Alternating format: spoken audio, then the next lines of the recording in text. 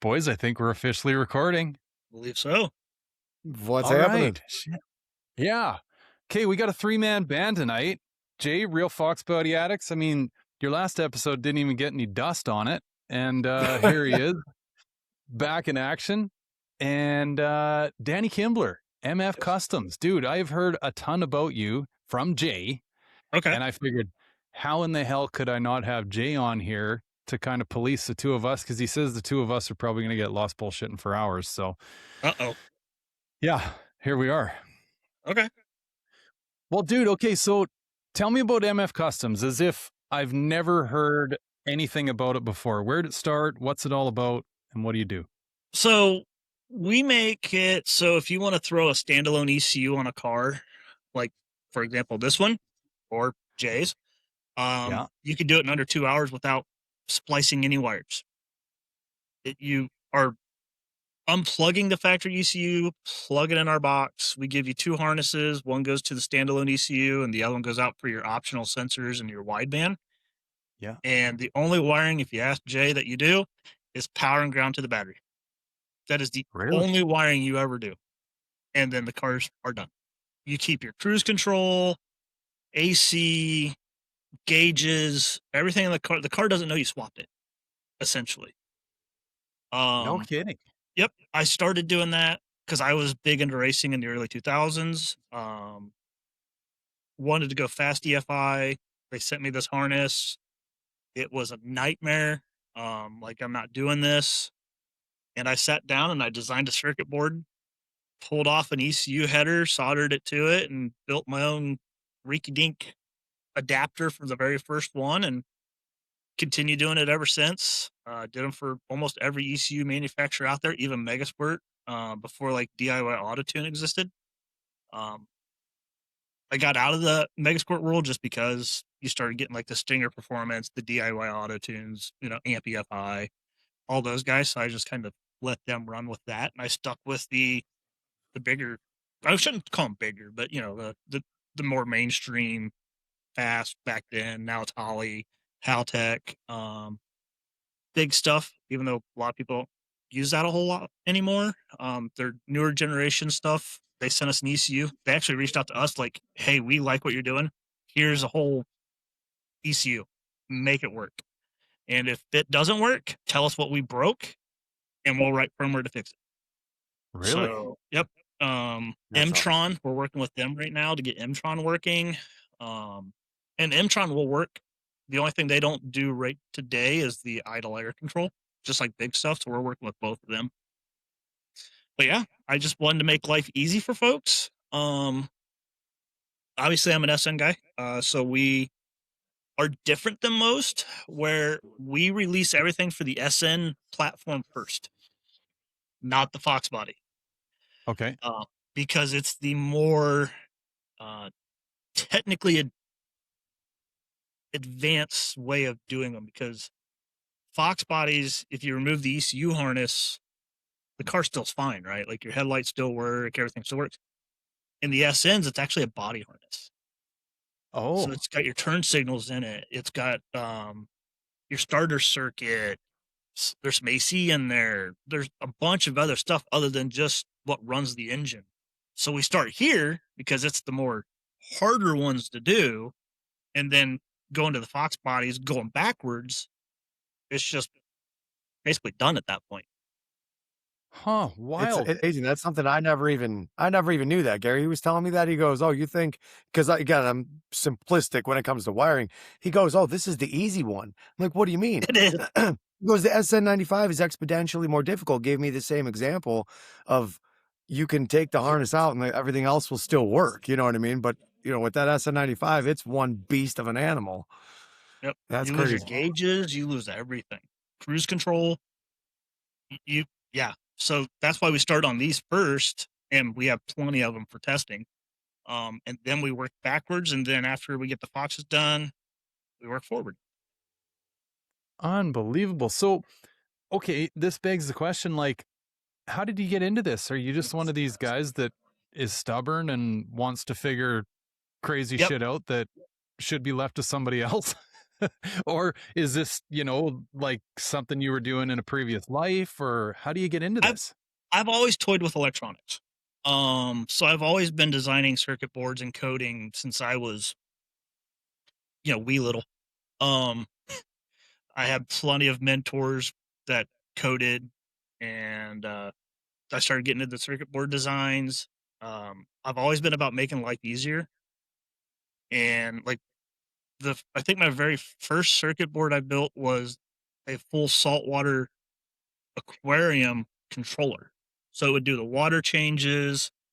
It would check the pH level, the salinity levels. It would do the dosing. It would do the feeding. It take care. I built my own LED controller to run lighting, so this way I could say, okay, I want my lighting for my tank to replicate the Caribbean. So it would use weather data to find out if it's cloudy. So it would give it like a cloudy overlay. It would control the lighting to make sure it was that. And if it was thundering down there, they would flash like it was. It would replicate whatever the weather was down there. And yeah, I've just always been into tinkering, I guess is the best way to say it. I like to tinker, and if I can make something easier for my life, I'll do it. Like Dude, if it doesn't okay, exist, hold on. I'll make it. Fuck. Most of us Welcome to my world, think- Gary. yeah. Most of us think of ourselves as tinkerers because we took apart mom's Electrolux fucking vacuum, or like something ridiculous that was already cooked. You're doing like Nikola Tesla shit. People will say that, but I don't see that. Everybody tinkers in their own way, right? Fuck. I was fortunate enough to grow up in a small town in Ohio where everybody had a car. Everybody was tinkering with something. And I got to learn a lot from that. So I love to learn. I don't stop. If I don't know how to do something, I'll go learn it. It's just how I am. Crazy, I try. dude. And Jay down here, he did a swap that was different that we don't support technically. He's got a 4R70W in his. And I still made it so he didn't really have to wire. Like I made him plugs and connectors to go from the factory wiring for the transmission to go into so he can keep his backup lights, his neutral safety switch, and just said, here's the little instructions and I bought him a crimper. Said, here, you got to crimp a couple wires, plug them into this connector. Like we sent him instructions. How'd it go? Gary, this man made this process for me. And this is the quote that I use all the time. When it comes to nuts and bolts and mechanical stuff on this car, I'm good. The mechanical side of things, but when it comes to the wiring and how all that stuff goes together, I would have never been able to do the things that I've done as of recent to this car without, and it's amazing the way that his brain works. You know what I mean? And he can simplify it in a way that, myself and maybe yourself could, understand like it's a kid's picture book. You know what I mean? It's fantastic. And yeah, the things that, he's just made my life exponentially easier. I mean, it's wild. It's like, there's so many times that I wish my brain worked the way that his does. You know what I mean? And I tell you, Danny, it's you have an abundance of patience. And I think that's why you're able to, when you tinker, your tinkering is next level tinkering, and I think that has a lot to do with your abundance of patience. You know what I mean? To be able to understand and sort things out and, and all that type of stuff. But yeah, it was. Well, and we stuck with the theme of plug and play. Like that's what our product is known for. And everything we typically make is plug and play. He's already ran away. He's done. Volume was a little too high on us there. Yeah, with my situation with my car, I mean, it was genuinely about as plug and play as you can possibly get with the things that were done with the 4R70W and all that. I mean, it was. Hey, quick side note, why did you run that transmission? I've never asked that question. So I know everyone's got the man pedal. So for the things that I choose to do with this car, I want it to be automatic. When I work in construction. So at the end of the day, if I just want to get in this car and just throw an arm out the window and just relax, I can do that. Right. So I chose it to be an automatic. Now everybody knows the AOD is absolute dog shit. You know what I mean? And it pretty much had served its purpose for long enough. And to the point when that supercharger was coming into the picture, I had to get a better transmission, all things considered. And the 4R70W just lines right up to all of that right out of the box. It does. The thing can handle, it's got the technology and, So it was an AOD before? yeah, it was an AOD before, which is Okay. So it wasn't sitting like over you there. yarded the third pedal out of it or anything. No. Oh, no. It was when I first found the car, it was an automatic. I wanted a clean black car and it was an automatic. And I said, whatever. I wasn't looking for either. You know what I Yeah. mean? So when I came across it, I said, all right, well, I was just living with whatever it was. And then after realizing how I use the car, that I prefer it to be an automatic. The next Gotcha. car that'll be parked in this empty spot here next to me will definitely be a stick car, no doubt. Because I've already got the one automatic, but the one that means everything to me, that's sitting over my shoulder, that car is, for me, the automatic just sits so much better. And talking racing, Danny, you know what I mean? Automatics, they check the boxes of winning. You know what I mean? Well, and it was funny because you sent me a picture of your first 4R. I'm like, that's the wrong one. Oh, you want to talk about crushing? I'm like, I'm like, what I do hate you to do mean? this to you, buddy, but that's the wrong one. Yeah, I- there's Yeah. differences. These are the things you'll learn along the way, Gary. I'm all excited. I found this transmission. A couple dollars was put into it, and I got it for a decent price. I was pumped about it. So much so that I'm sending Danny pictures of this bad boy. He's looking at it, and he, in the pictures, no, that's not the right one. Fuck you mean it's not the right one? Yes, it is. And he goes, no, it's not. Pointed out, like, what was it? Two things, the differences between them. I'm like, It's again the well, way that yours his got brain yours got a works. 3-bolt starter problem. That's a mod motor one. Oh, shit. Yeah. Like, what? I'm like, yep. Yeah. So it was back to the drawing board. I went. I ran my first 4R70W in 03 Okay. It's on a stock ECU, on coil unplug. I'll let that resonate for a minute. Yeah, no shit. It's a good transmission. I mean, Dan, you probably know the numbers better. I mean, it holds, over 400 horse right out of the bone stock. Yeah, stock V6 ones will do 450 with no mods not opened up.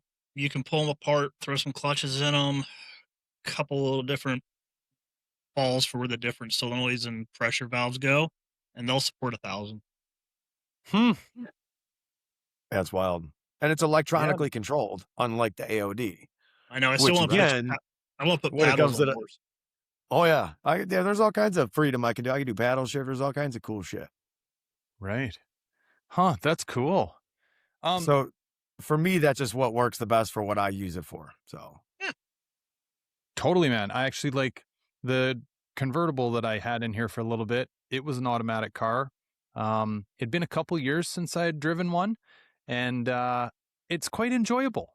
Like it's all the things that you know and love about these silly old cars, just less thinking.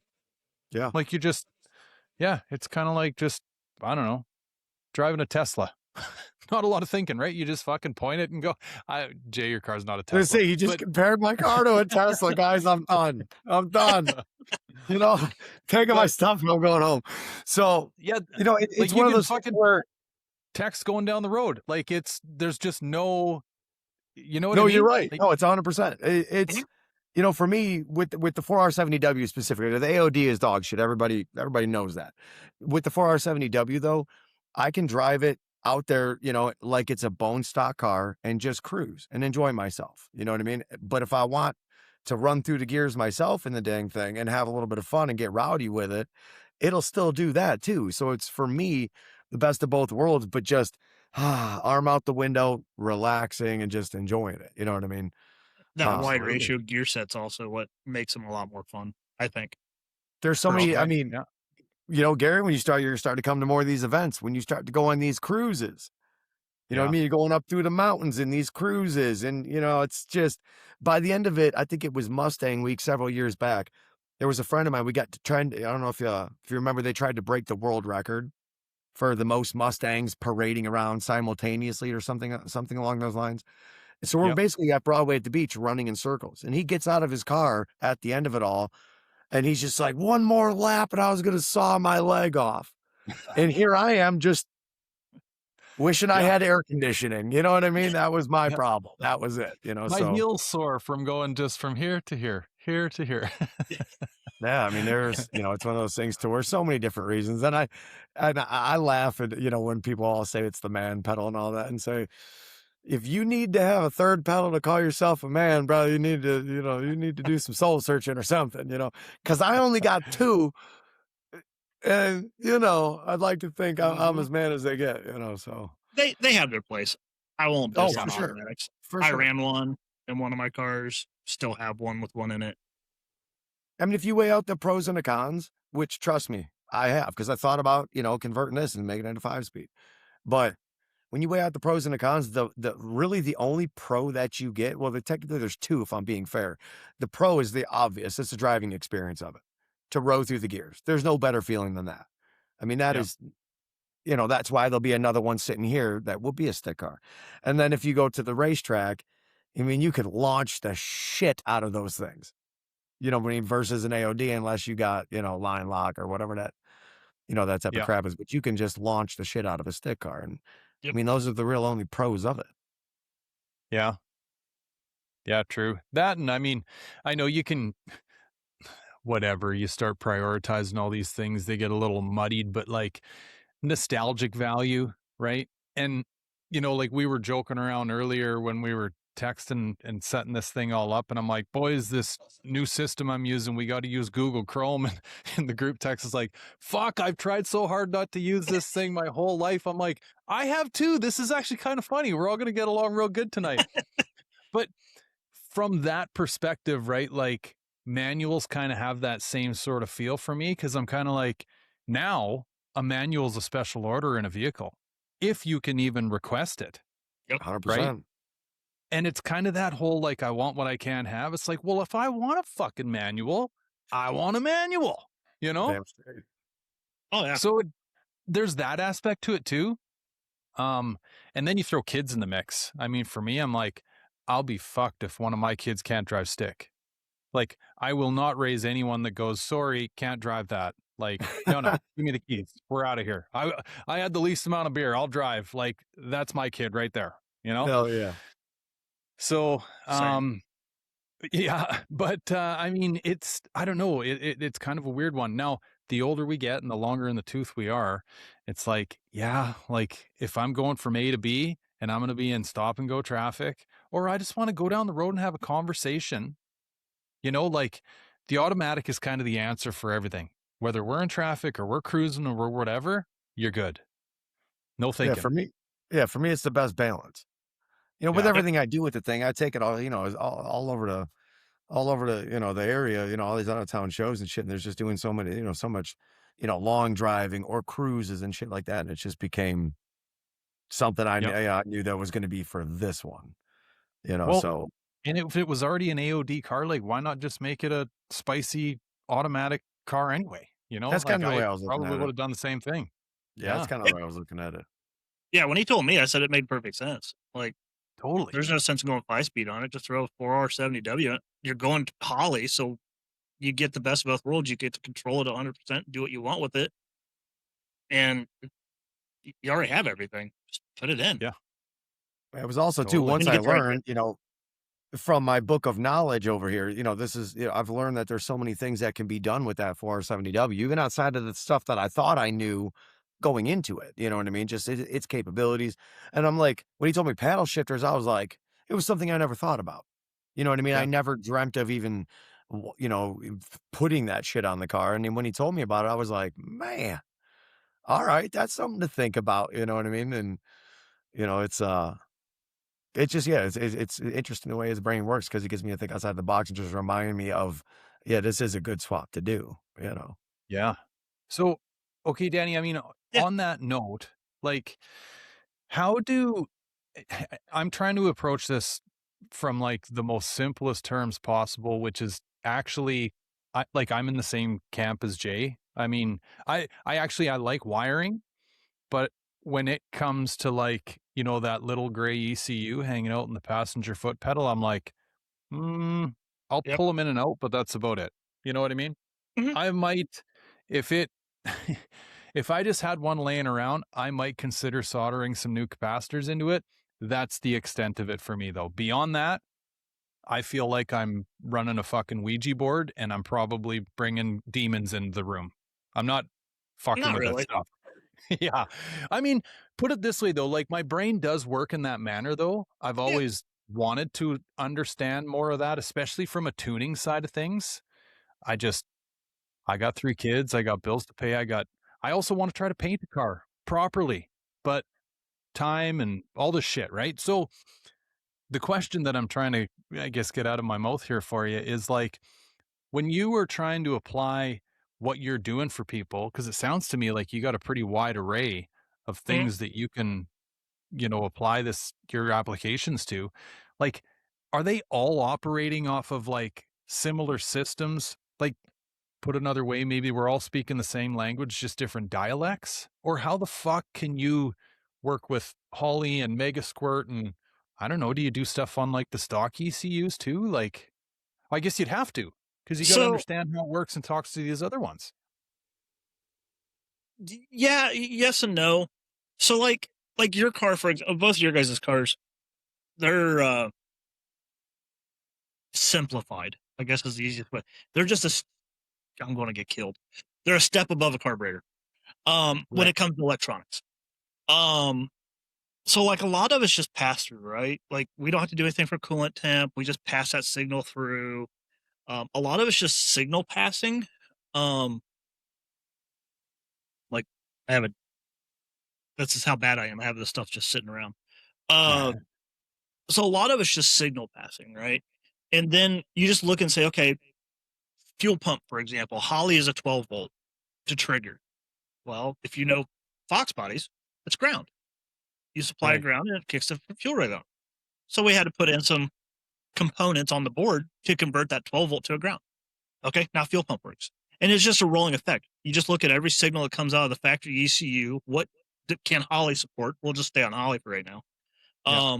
What can it support? Well, no emissions. So you ignore the EGR, you ignore the canister purge, you ignore all the different EVR solenoids. So those go out the boat. Yeah. Injectors, they're ground. So Holly's doing ground side, Ford does ground side, and you just follow that path. And then the things that don't match is what you got to problem solve for. So you take a big bucket of oh crap down to this is manageable. It's a handful of things, and yeah, we just I guess that's just how my brain works. You just Kind figure of out like each the whole, problem at a time. yeah, the analogy of how you eat an elephant, right? One bite at a time. Yeah, it's exactly that. And then we started adding features to it. It's like, okay, what did the factory ECU do that Holly doesn't right at the moment? Like one of them was if you have electric fans, like I know you have heating issues. Do you have an Yeah. electric fan? If you do, is it turning off when you're above 45? Like that's actually kind of important. If you ever look at factory ECUs, they turn them off when you're above speed because it then becomes a stop. Air won't pass Right. through it. So the Terminator X's don't support speed natively. So it's like, oh, the VSS signal's coming through the board. Why don't we intercept it, convert it to something that the Terminator X's can support, and send it back out? And, so we just started slowly adding more and more features. Fuck, that's So, cool, man. so Yeah. like the current generation, like what he has, we added an extra wideband. We just added a controller right to the board. Now you can have a dual wideband Holly Terminator X. They only support one for control, but you can have both banks now and monitor them without Huh. wiring. No wiring needed. Yeah, that's the key, right? We took it. We even give you flex fuel. So if you Right. run E85, Jace can throw E85 in his car now and throw a sensor on it and he's Traction done. control. Track. There's another one. Because we did the VSS, I thought, well, Holly came out with V3 for the Terminator X's that now supports wheel slip compared to front to back. Instead of using a single channel chip to do the conversion, they have a dual channel and it was just a few cents more. So now you can take if you do a 5-lug conversion, which I see you have, you could take the ABS sensor tone ring, add the sensor, pin it to 2 ports on our sub harness, and now you have front and rear, and now you have traction control. Holy shit. Think I about mean, that shit, man. These cars you that are know, built in the in the 80s and 90s, you could put traction control on them. Like, to me, that's well, mind-boggling. You know what I mean? it And keep is, the cruise Jay. control. Right. You know, like the thing about it, I mean, I guess I know enough about this stuff to be dangerous with where when you got somebody like me asking you these questions, Danny, it's like to you, you're going like, well, yeah, like how could this not work? You know what I mean? Because you see it in a light that is Yeah, I very get it. simple and in all honesty, I I can't talk about it or even take this shit apart and define it or explain it the way that you are, but I also have like that simplistic understanding of these things and that, you know, sure they look complicated these new rigs when you pop the hood and, you know, plastic everywhere and fucking whatever. But it's like they're all still operating off the same fucking inputs here, guys, right? Air, fuel, like Mhm. spark, we're not reinventing anything here. Correct. And right, but yeah, the way that you can talk about it and or even think to yourself, because I never even thought about the VSS signal. I'm like, of course, like that thing would apply to so many of these solutions that you're trying to solve problems for. Well, and you could take it a different step. Like when I try to explain stuff to like Jay or even yourself, like if I told you your green car behind you, injector 5 is not working, what's the first thing you're going to do? Probably pull up the noid or the nodes and fucking see what's going on with it. So you understand the basic electronics of what happens. You're Yep. getting 12 volt and you're getting the ground signal and it lights that LED, right? Yep. Same process with the ECU. It's just understanding if you understand the basic concepts of each thing. So like you went right to where I was hoping you would say is like a noid light. Yeah. So you know what you're looking for. Now you just got to take it back a step of okay, how do I make that work electrical in the electrical world? And Right. then how do I make it then work with the next step, which would be your ECU? Well, you Yeah. know you got to feed one side power. You're hoping the ECU is doing the ground side, Yeah. and then you just work each problem step at a time. It, I'm trying Yeah. to simplify it as much as possible, but I mean No, anybody it's it can do it. It's just how much time are it you willing to go into it? it makes total sense. I think it's like I don't know. I'm gonna try and sorry, Jay. I'm sort of it's gonna speak for you here, but I was gonna say like you know it's almost like somebody having a fear of snakes, which Mhm. I don't, so I don't really understand that. But for me, cracking the cover off the top of an ECU, hell, even one of these old school A9Ls, right? And you go like, holy fuck, like this looks like an aerial photo of like ancient ruins, you know, Yep. shit going all these different ways. I'm going like, if I breathe on this thing the wrong way, we're fucked. Nah. I don't need that in my life. Yeah. Right. I'm the same But way. yeah. So it's almost that like phobia of like reptiles or Yeah. whatever. But to you, I guess, because yeah, you can make your saltwater fish tank fucking have a thunderstorm in it. I mean, yeah, this stuff's child's play. Yeah, I It's mean, I might oversimplify it, but yeah, I mean, I if it wasn't for getting into cars at a young age, I probably would have never have gotten into it. But I just had to. Like, we had a great woman. We had a woman in town. She did all the upholstery for all the classic cars in town. mhm. Mean as can be. You walk into her shop unannounced. You better hope you can zig and zag because she may shoot you. But she was. Nice. But everybody used her for upholstery. Because she still did it the old-fashioned way, all by hand, still did the steel cord in the belt, on the old classic seats. Yeah. She did all that stuff. And I went up there one day and I was like, "Hey, you looking for an apprentice?" She's like, no, get out of here. I left. I went back a week later and asked again. I did that for a while and ended up learning how to do upholstery. Then, one day I was down getting my pickup truck aligned, and the guy did it with 2 sticks and chalk. I'm like, dude, you got to teach me how to do this. And he was like in his 70s. He's like, seriously, you want to learn how to do this? I'm like, yeah. So he's like, come back tomorrow. I got 4 cars lined up. And he taught me how to do alignments the old fashioned way. And it's Nice. snowballed because I like to learn stuff. Like, so when it came to this stuff or, anything else, like if you search enough on forums, you'll probably find me back in the early 2000s running a 408 Windsor YSI and then this SN coil unplugged on a factory ECU. I had to dumb this car down to go to Holly. I had to put a distributor back in it. For fun, just so I could prove it out. But I was running a SN95 ECU, the T4M0, which is the manual transmission one.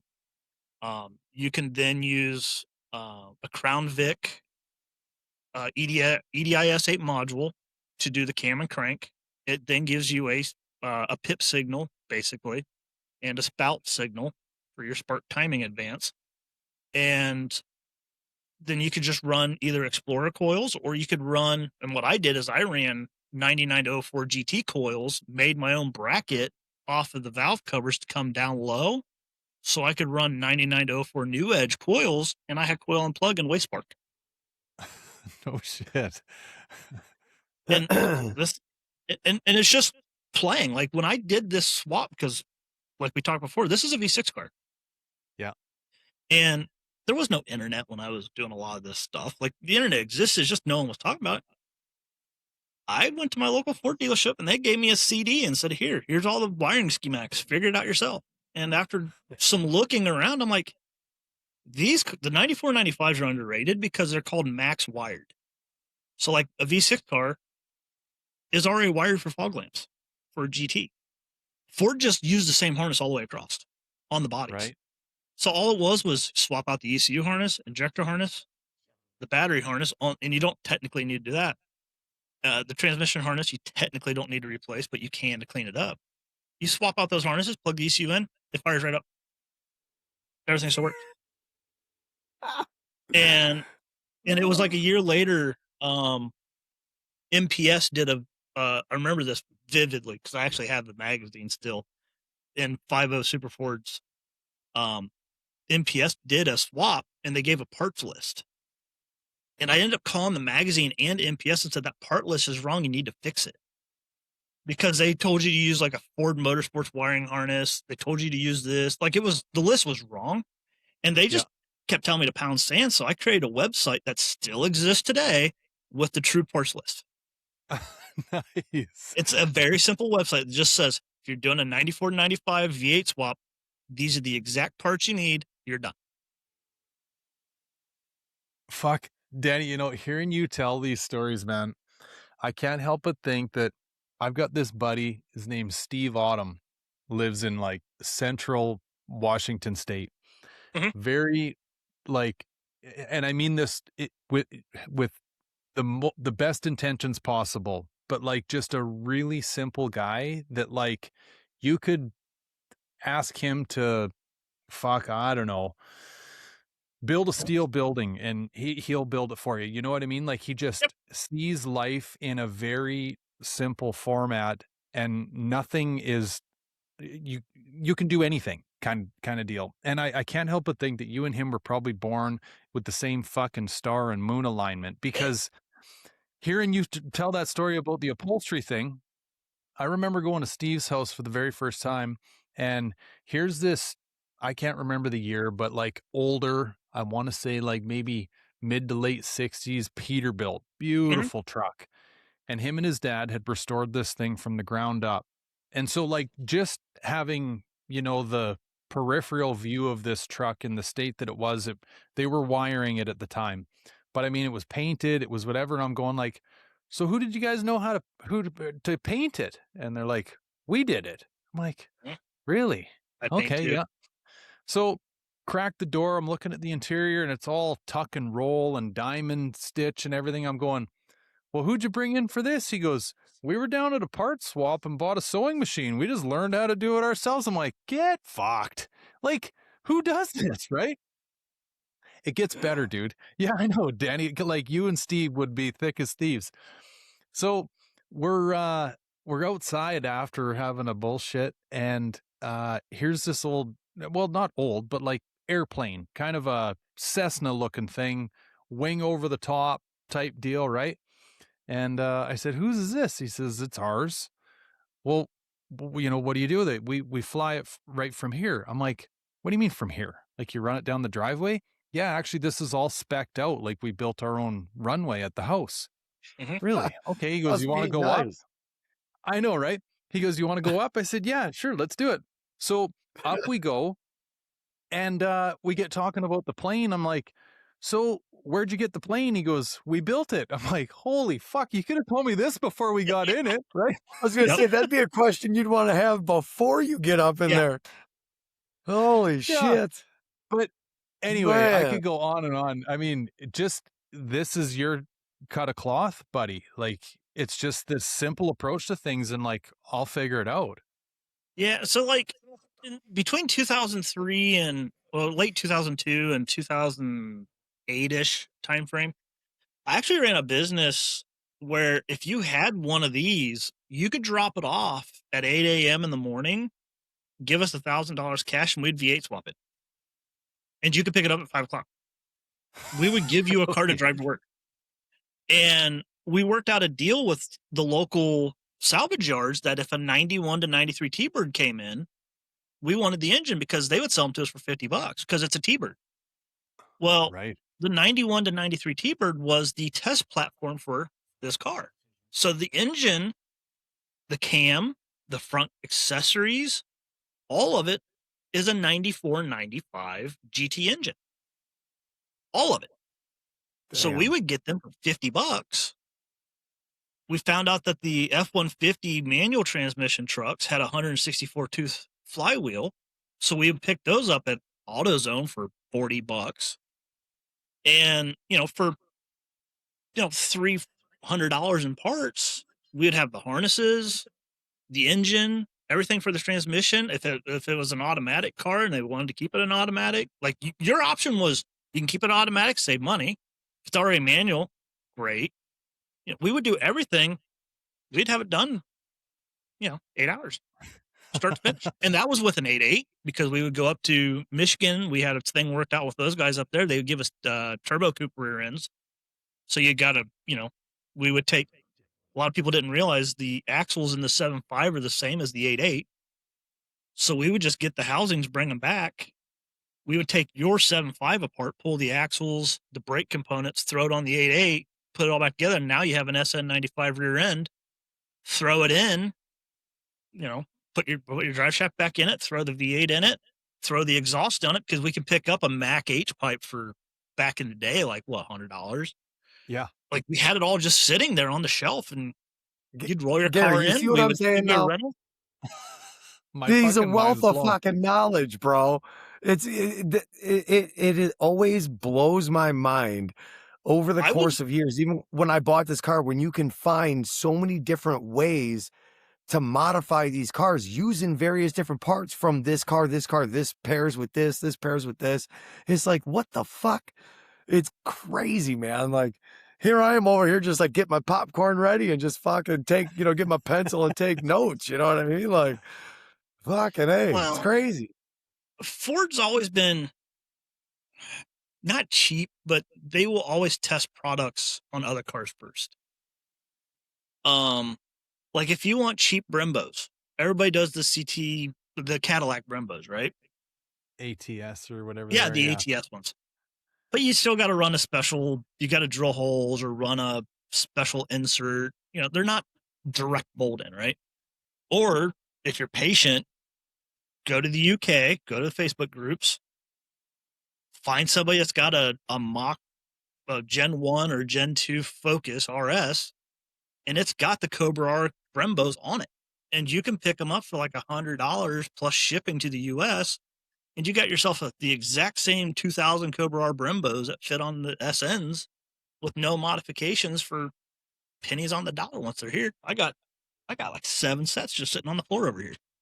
Well, and those Brits, they love their hot hatches, right? The Yes, they do. fucking yeah, so they're Yes, they probably do. everywhere. See what I mean? So Just every time it's just dropping these little nuggets of information. And to him, it's, probably like, oh yeah, it's just hanging out in my head. But to me, I'm over here like, shit, this is fucking gold information. You know what I mean? Like, this is I'm all valuable. I'm all about doing it to save a dime. Yeah. And it's not overly complicated to do. It's I mean, just not how only much does it time and save you a research are couple you willing to dollars, do? not only does it save you a couple dollars, but it's just easier. You know what I mean? Like you don't have to get the kit, Yeah. drill it out, and do that shit. It's bolt-on shit that'll give you the Well, same performance that the ladder would provide. and You know you'll what I learn mean? that Like, I won't modify my cars. I will not cut them up. Like this car here has had a Lima 2.3 in it, so an SDO motor. I've had all the way up to a 460 cubic inch big block. Really? Yep, I won't cut it. There's not a thing on that car that's ever been modified, from the suspension all the way through. It's we were talking the other day on this, Jay. Still has the stickers from the factory on the shock struts because they're still the original ones from the car when it came off the assembly line. The that's springs, crazy. I That's won't crazy. modify it. I won't modify my cars to that point, like where I got to start cutting things up. Yeah. So if I can plug it in, make it work, hence plug and play, I will use factory components anywhere I can that just bolt right on. Okay, Danny. So if I'm thinking this, I'm sure somebody else is like, and if you don't want to give us the bang on number, that's fine. But like, how old are you? Give or take. I'll give it. I'm 41. 41. No shit. See, dude, because like the things that are coming out of your mouth are like, and I mean with this with all due respect, but these are like 60-plus-year-old information. I can answer that. So Okay. God love my dad. My dad is amazing. Yeah. He was a single father.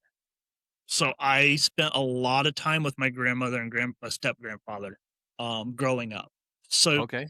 I had that. I basically was raised by an older generation. So my dad is in his 70s, so it kind of makes sense for what you're saying. Right, dude. So I grew up a little This bit is a good different. thing. I'm not saying this is a No, bad thing at all. no. I actually admire folks that like operate beyond their years, because like hearing these stories and like the way you think things through and work, like you look around corners. Mhm. That's an older trait. It's Yeah. not something, not So that like I'm 45. I mean, now you got 4 years on you, but like, you know what I mean? This is an older, more wiser, mature trait. but it also comes up with the upbringing as they lived on a farm. They So like figured for shit out. me, there you go. The Yeah. tractor's broken. Binder twine and fucking glue. Yep. Yep. You fix it. You fix it however it is. Arc welder, duct tape. If you weren't on that field doing what needed to be done in the next hour, you were days behind, not just an hour behind, because you've Yeah. I lost mean, so much time. situations like that force your brain to work in different ways than if you just grew up, in the suburbs with, what normal is, you know what I mean? Yeah. So Down to the that's probably, parts I store guarantee kind of that's probably mentality. played a big role in that.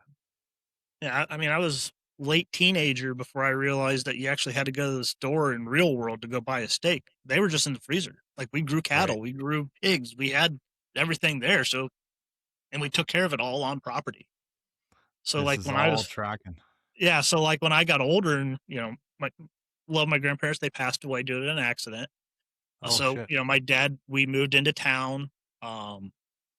And the first time we went to the store, I'm like, oh, how much is this? People buy this at this, what? Like, Right.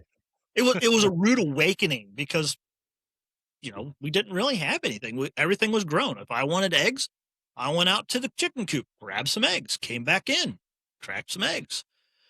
Like it was, but yeah, so that's your comment makes sense. And I've been told that many times. Yeah, old soul kind of stuff, buddy. Man, I knew people like this. I grew up in a really small town, and there's this one guy that stands out to me actually.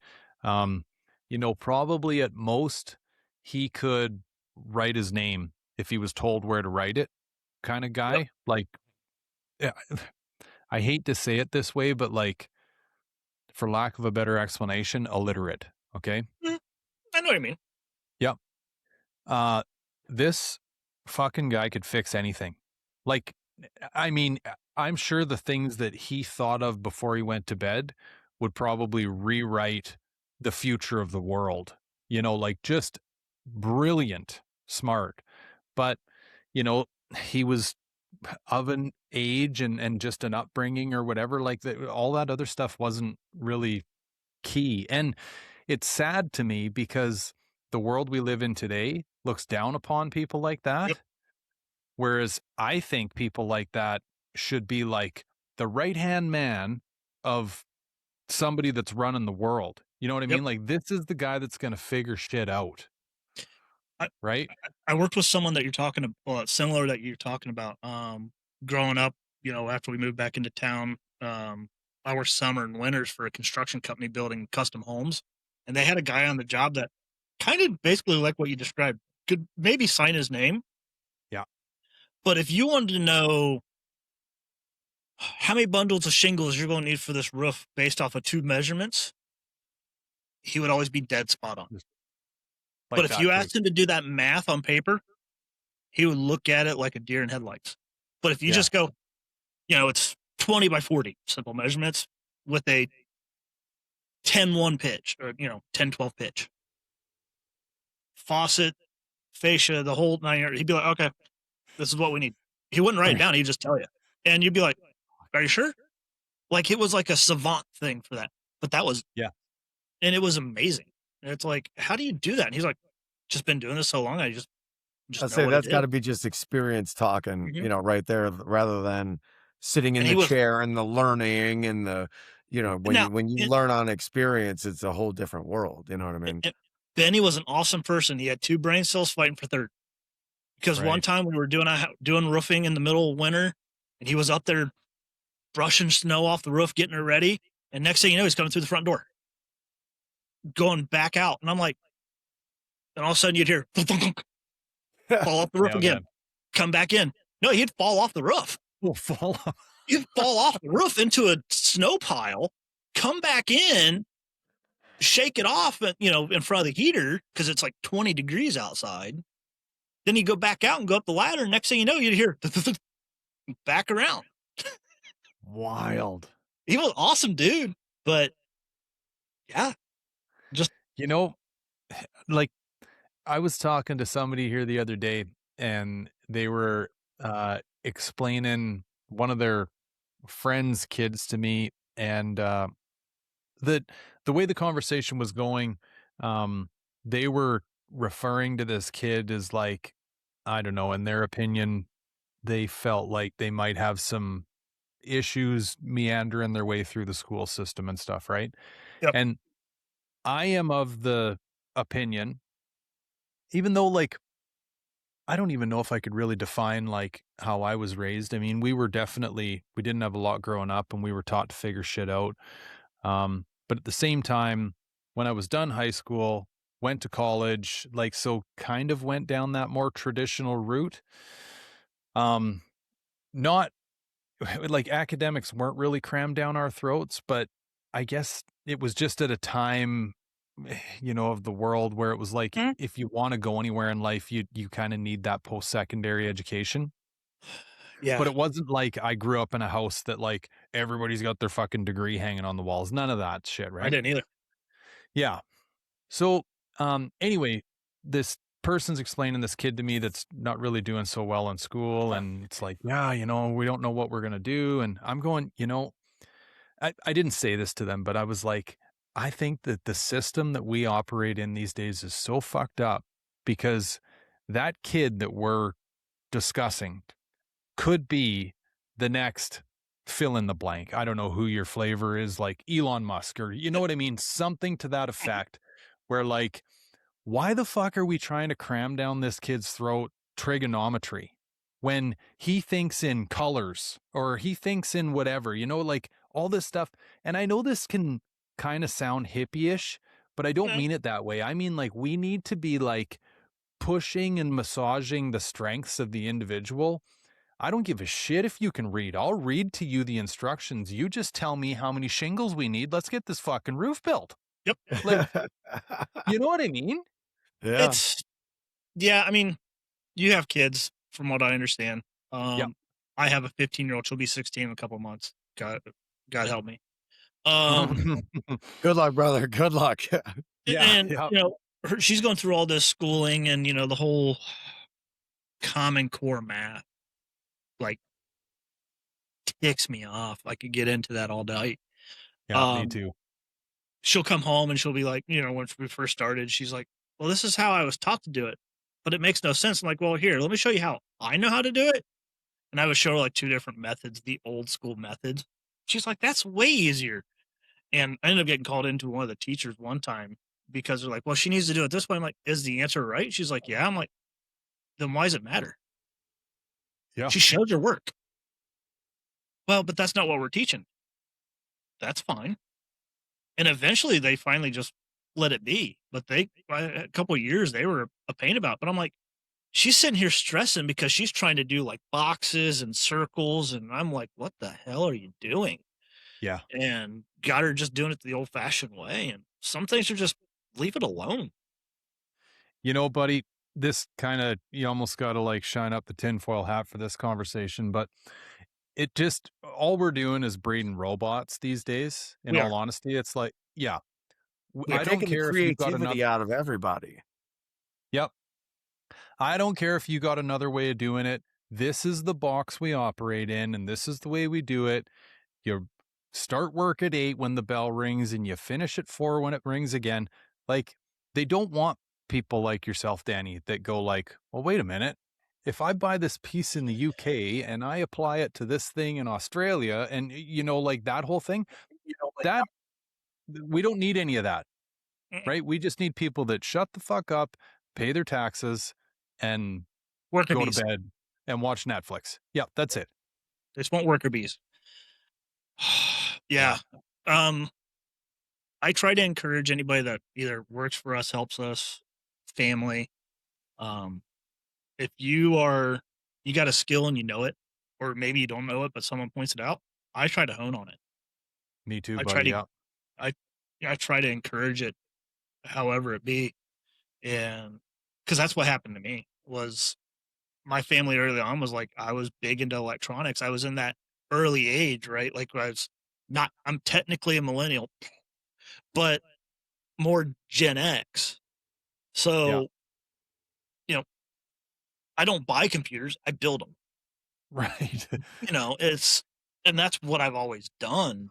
And I've always electronics, computers, anything electronic era, umbrella.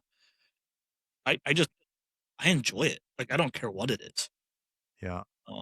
See, I'm an So, idiot and to that so, shit. like my daughter loves certain things. Yeah, like my daughter likes her things, and Erica upstairs, her son's 21. Good God, we just hone on and they do way better if you just let them let them be them, let them be Yeah. unique. I'd say That's missing. That's missing today. I agree, buddy. I was just saying this the other day. So, folks that listen all the time are going to get sick and tired of hearing me say this, but it's like the world needs less fucking Walmart. The world needs more people that are doing what you're doing, Danny, and doing what Jay's doing what I'm doing. Like the stuff that, either build shit, fixes shit, reinvent shit, makes stuff easier, makes things cheaper. Like we need more of that ma and pa, I hate this word, but boutique style stuff. I don't hate it. I think that I change it Agreed. to niche Yeah. markets. Agreed. That's what we are. Like when I brought doing this up with Erica, like, hey, because from the business side, I'm an idiot. Like, I Is would probably Erica end the up, better half? yeah. Okay. She would, I would end up probably just giving the stuff away. Like, I would build it, charge this, lose 200, and I would still be happy. Like, people are buying my stuff. She's like, Right. no.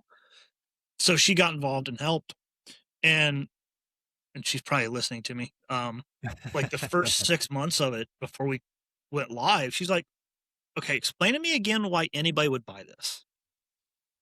So I'd have to explain it. She goes, "Okay," and she would just walk away, and I'm like, "What are you doing?" Right. And a couple weeks later, she'd go, "Okay, why would anybody buy this?" And I'm just like, but what she was doing was she was like, "Okay," because she's not into cars. Yeah.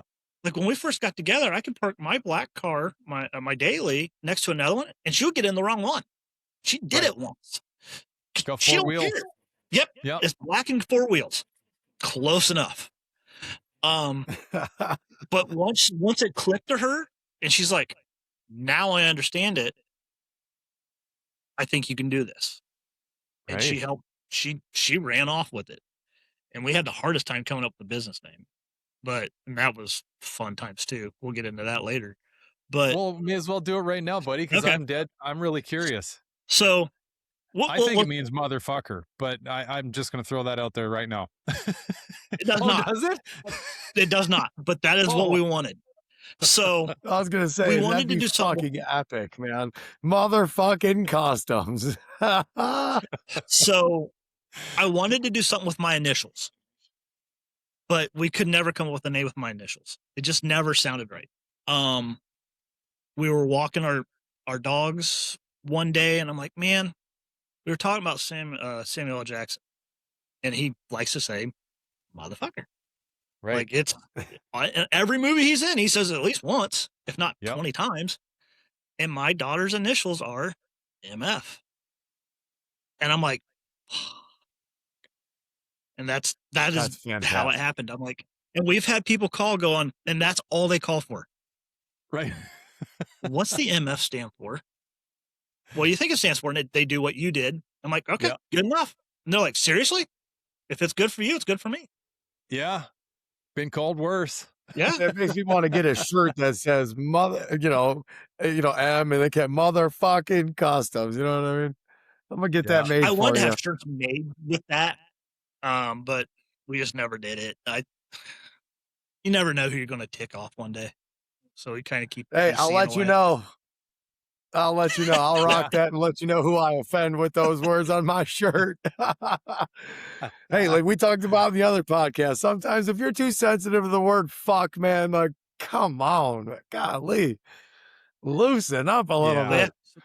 But yeah, bit. so that's how That's what I'm gonna tell all my friends. NF I'm gonna be honest. You know what I mean? Like, yeah, I'm gonna tell all my friends. Yeah, what's MF? MF Customs. Yeah, it's motherfucking customs, bro.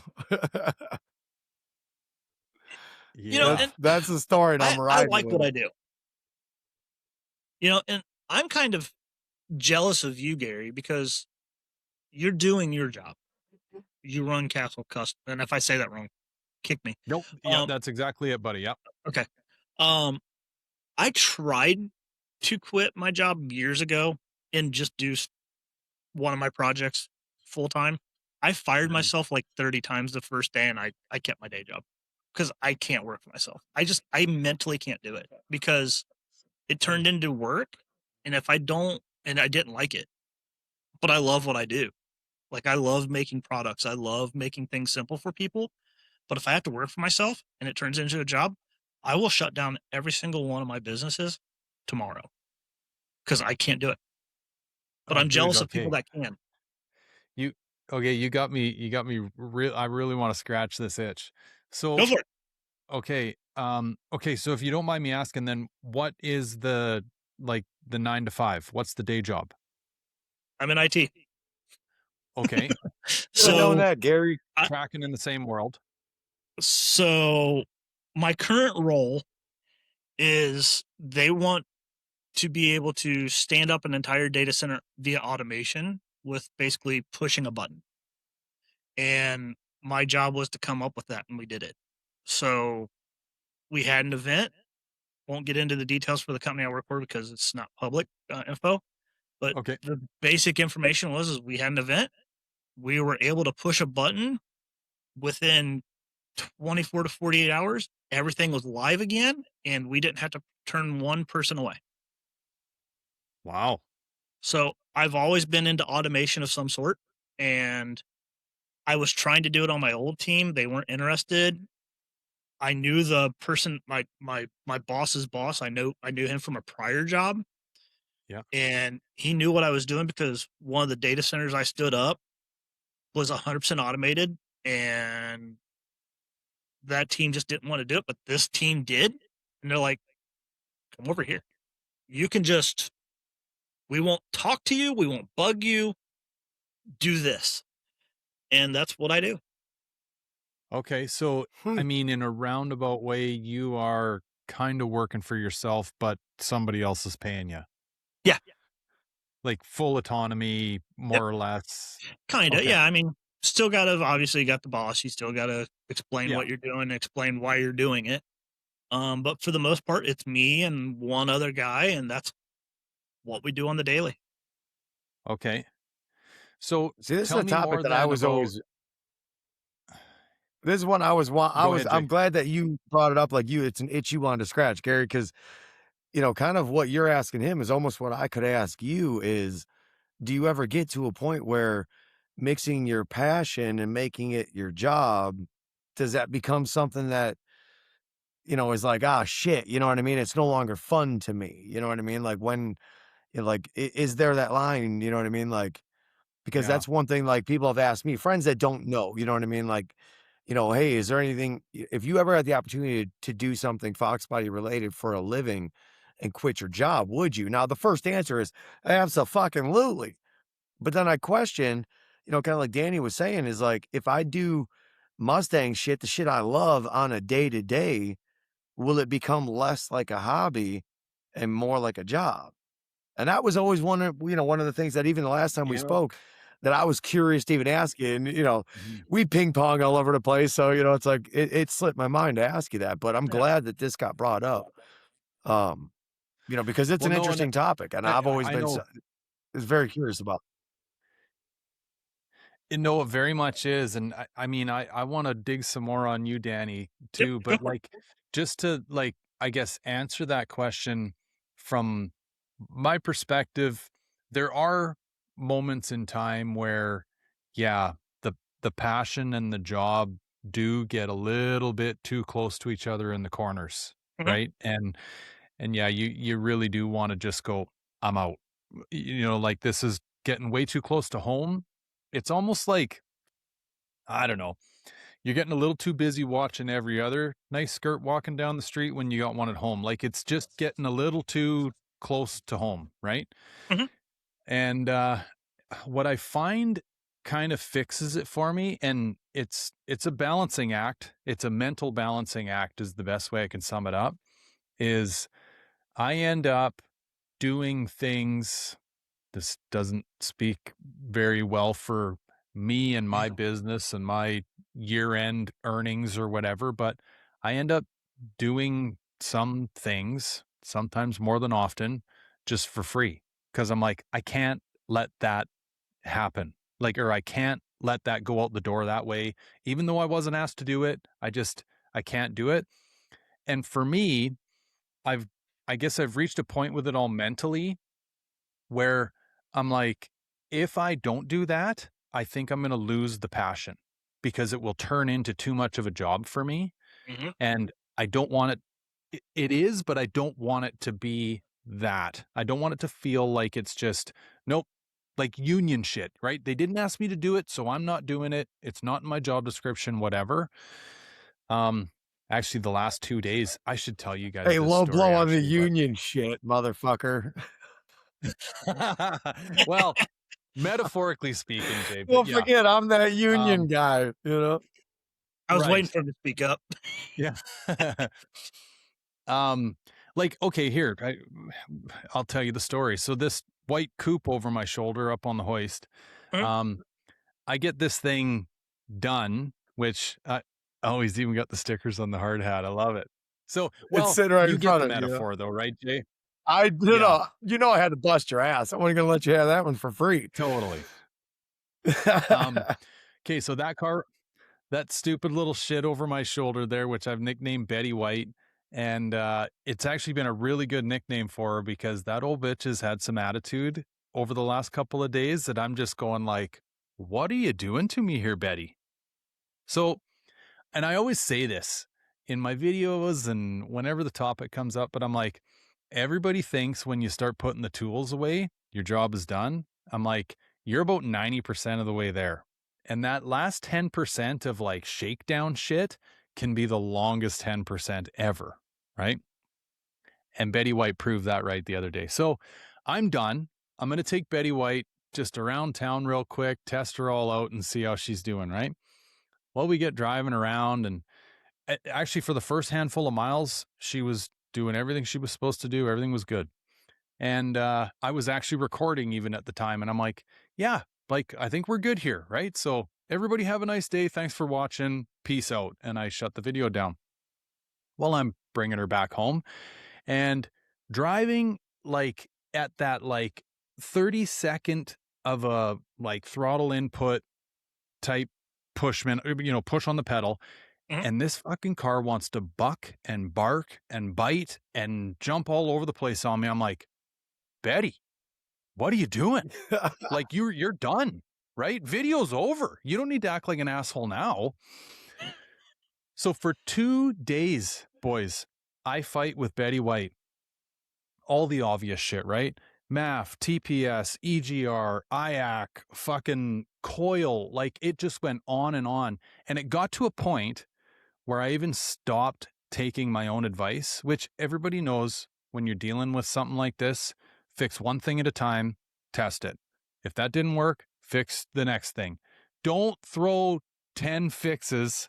Okay, yeah, Jay's, if you're watching the video, folks, you know, Jay going, yeah, I threw 50 things at a problem and hope they all worked. Yeah. That's why it's still on the front end on jack stands. I'm guilty. Guilty as charged, folks. Guilty as charged. So anyway, long story short, I end up getting Betty White figured out. I take her out for a final drive. And when her and I left the parking lot here at the shop, so idle set at 750, 800, like an average idle. Okay. And not to mention the fact that I never touched the idle. Like she came into the shop idling, did the work. We test drove it and it bucked. All the idle was set 750, 800.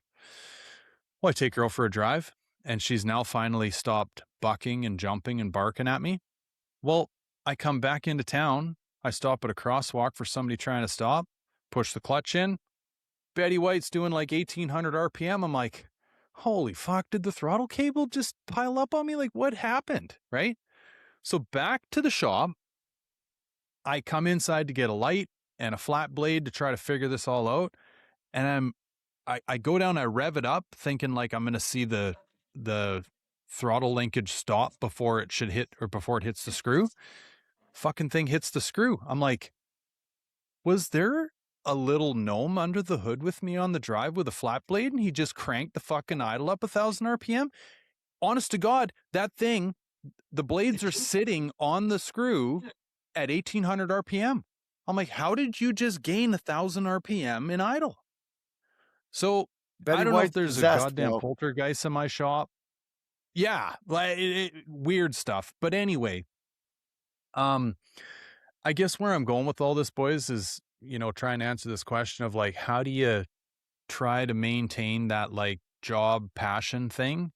Once I got Betty White figured out last night. Oh, and I should mention too that like the last 2 days of my time, my wife's going to kill me for this, but like I'm not charging the client for that because this thing rolled in fine. I lay my hands on it and all this fuckery occurs and I'd spend 2 days trying to figure it all out. And it kind of boils down to like, I don't know, almost that like soul reflective moment of your life where you're like, you know, do you want to be the guy that, you know, was like, hey man, my time's worth money and blah. Or do you want to be the guy that just does this because he loves it and does the right thing? And it's through that explanation that I fall on the scale of like probably a bad businessman because I'm eating whatever 10, 12 hours of fucking around with Betty White for free. But I feel good about it. I still maintain, because I treated it like it was my own. So it turned into a bit of a passion project versus a job. So I don't know if that makes any sense, boys, but It does, because like we'll build custom harnesses, and the design time, hopefully she's not listening, I don't charge for. right. I never have. Like, I'm going to probably change that design 15 times before I actually do one, and I don't feel like it's appropriate for me to charge for the first 14. But okay, but at the same time, Danny, I think I already know the answer to this question, but do you love that component of what you do? Oh yeah. Probably more than building the damn thing. I was Because just once gonna you're say, building it hell now, yeah, it's, he does. you know, it's just ones and zeros and solder this, do that, whatever. But the design time is when like the creative juices are flowing, right? Oh yeah. Oh yeah. Totally. Well, Yeah, that makes sense, man. I think last night or the other night when you text, I had the headphones. I even said it, I had the headphones in. I was prepping boards and getting ready to go, and that's my Zen time, or my you know, I enjoy it. Like, it's just like, it's relaxing. Don't think about anything and just go. Yeah. Yeah, just love doing it. Well, dude, I mean, I guess that leads me into my question for you. Like, so after hearing my long drawn out kind of mumbled up conversation, um, do you think that there's anything in there that you could apply, say, to your own entrepreneurial adventures that would make you want to do something like that more for yourself? Because, like, I'm going to be honest, dude, and we're really only meeting in person virtually here for the first time, but like, you not doing all the things that, well, I know you're doing them, but you're kind of doing them from the 5 to whatever time in the morning. Yeah. Someone else is taking you away. Like, they're actually robbing society. They're robbing humanity of like the gift that you have. And I don't know, in a roundabout way, it sounds like you've kind of sold yourself on the fact that you'd make a shitty entrepreneur. And I'm going, fuck that, dude. You just need somebody to like, you're like when you take your kid bowling, you need those fucking things in the ditches to keep the bowling ball between the lines. Like, that's all you need. Yeah, I think I could probably do it. I've always had a dream or a goal, retiring around 50, 55 from daytime work. And then I would move into a new shop and have a storefront and bring customer cars in, instead of, the way we do it today. I just want to be at a certain place in my life where I think, okay, I can just do this full time. And if I get, ticked off, I can go back doing whatever I was. But yeah, I think I can do it eventually. I really like my day job, and I work for a healthcare company, so it's really hard to give up those benefits right now. Yeah. So that Dude, one's a that's tough not one. often you hear somebody say, "I love my day job." Yeah, hey, snapshot, screen record that shit, Gary, and save that little article right there, because that's not something you hear often. I mean, Yeah, I and I don't also have- hate my job, but I can't say that I love that shit. You know what I mean? It pays for shit. they're very flexible. Like, if I want to start at 6 in the morning and be done, 8 hours later, they don't care. If I want to start 1 in the morning and be done by 9, fine.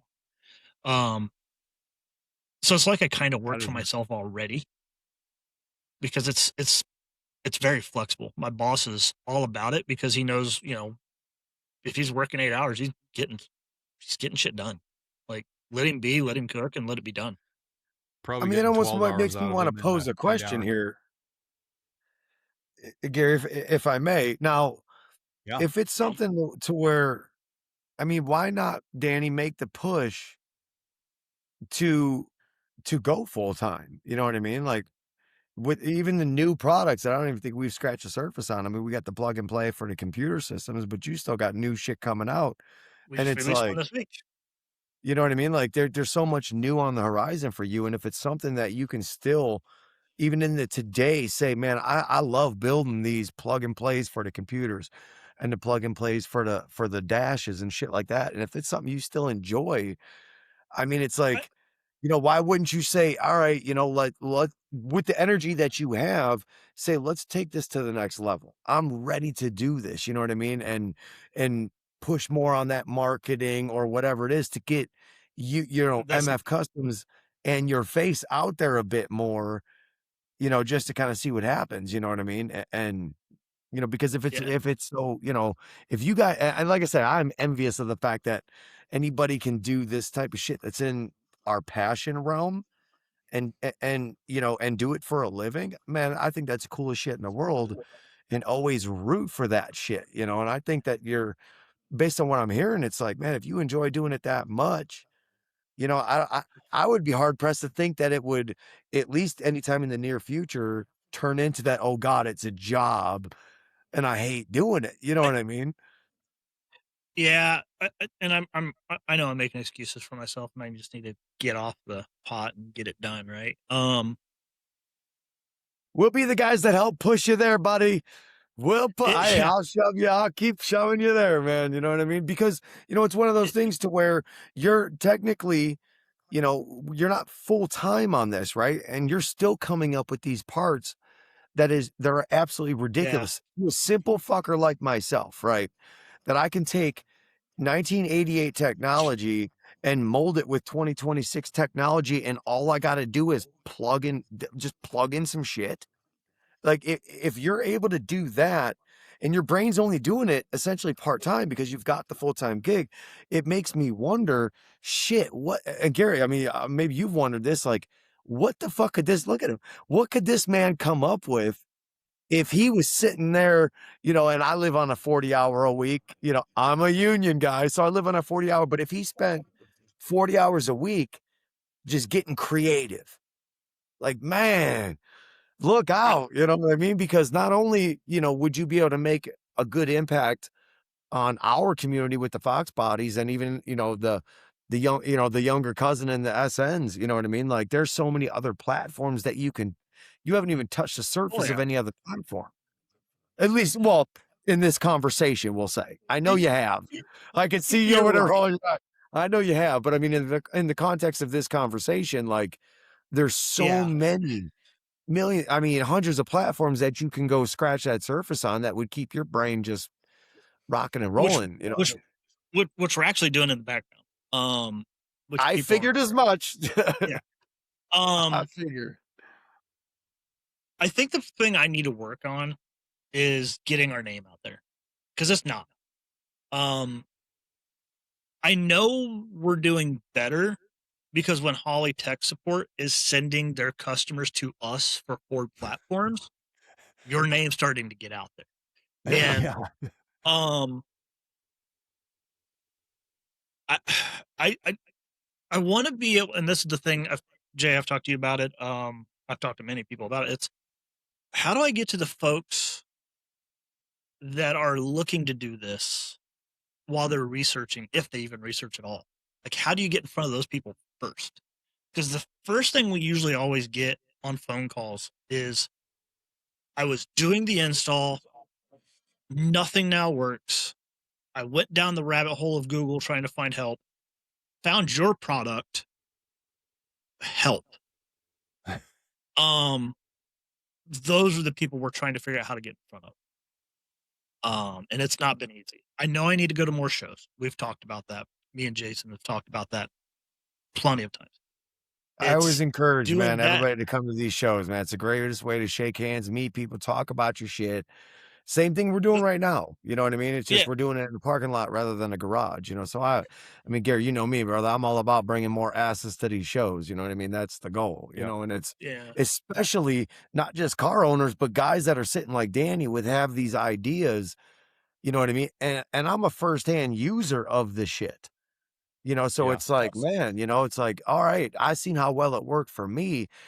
You know what I mean? Like, start getting to these shows and let's talk a little louder for the people in the back rows. You know what I mean? The only thing I heard for us for shows is let's say, like, I did not have plans on going to Detroit, Motor City, Motor City. But We we're got going. him, Gary. We got him, baby. It just worked out because I'm going to Ohio to see Dad. It's a 2.5 hour drive from Dad's house, if that. So I'm like, I'll just drive up, do that show, then come home. But when I'm gone for a show for, say, 3 days, I'm now 2 weeks behind at the shop. I'm trying to get caught up. That's So a that struggle we all live with, buddy. Yeah.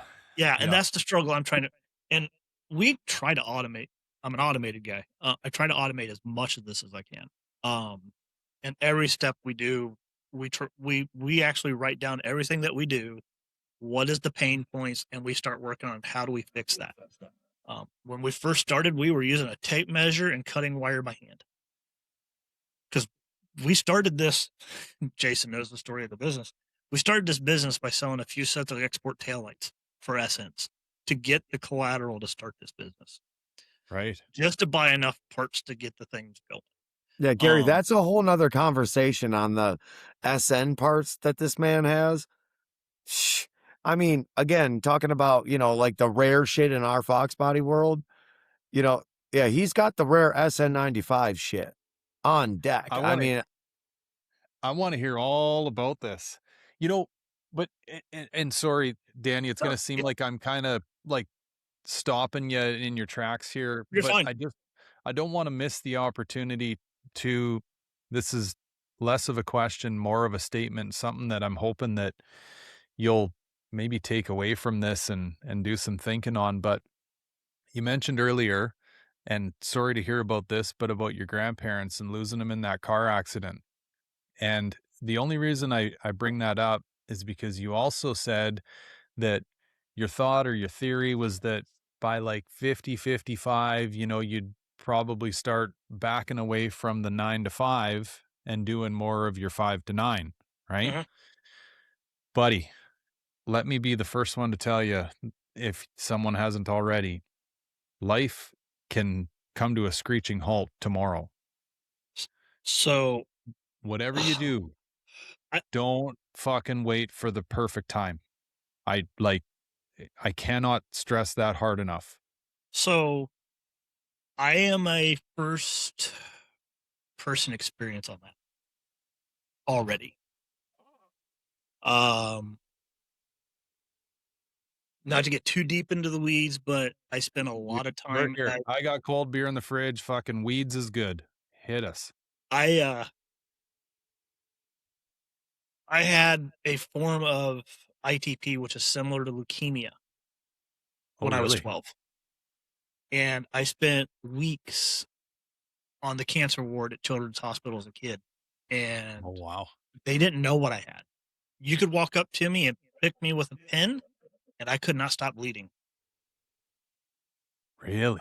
I had no way of clotting.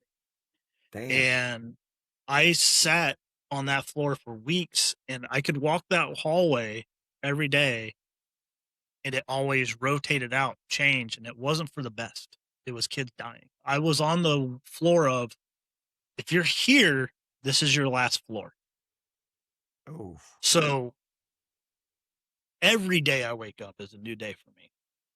And it has been that way since I was 13. Well, 12. I turned 13 during this. So, I'm very, very aware of that one, because there was talks I would never get the ability to go high school, drive car, get a license. Sounds silly. Have your first kiss with a girl. Like all of it, because I was so young. Sure. And I still have as an adult. I have to be very really? careful about stuff. It comes and goes. So, Really? yes, and that was the could be rare thing. twisting wires and get a little rowdy on the end of a couple pieces of copper and bleed out. Jesus, Murphy. And it was so bad to the point where they had to figure out what was wrong with me. They had to do a bone marrow. They had to pull bone marrow out of my spine. And the worst part of it is they couldn't numb me, because it was other pricks that they didn't want to take the chance of. You bleed them out. Yep. So I remember like it was yesterday. They came in. It was that big old thick, almost like an O gauge needle, and they put it right into my back without any numbing medication. Nope. God I'd be like, damn. send me to my maker. I'm not going through it. Send me to Yeah. my maker. I'm done. And I I'm remember done. they gave me some grips to hold on to. And as soon as it was over, I looked down and I said, is it done? They're like, yeah. And I got up and I walked back to my room. They had a wheelchair there. And I'm like, I don't want it. I'm out of here. I want out of this room as fast as possible. And that's when they finally were able to determine what my issue was, because they thought I had leukemia. But what I had was all the symptoms except for that. And it ended up being ITP in the long run. And typically, if you have it as a child, you outgrow it if you do have it.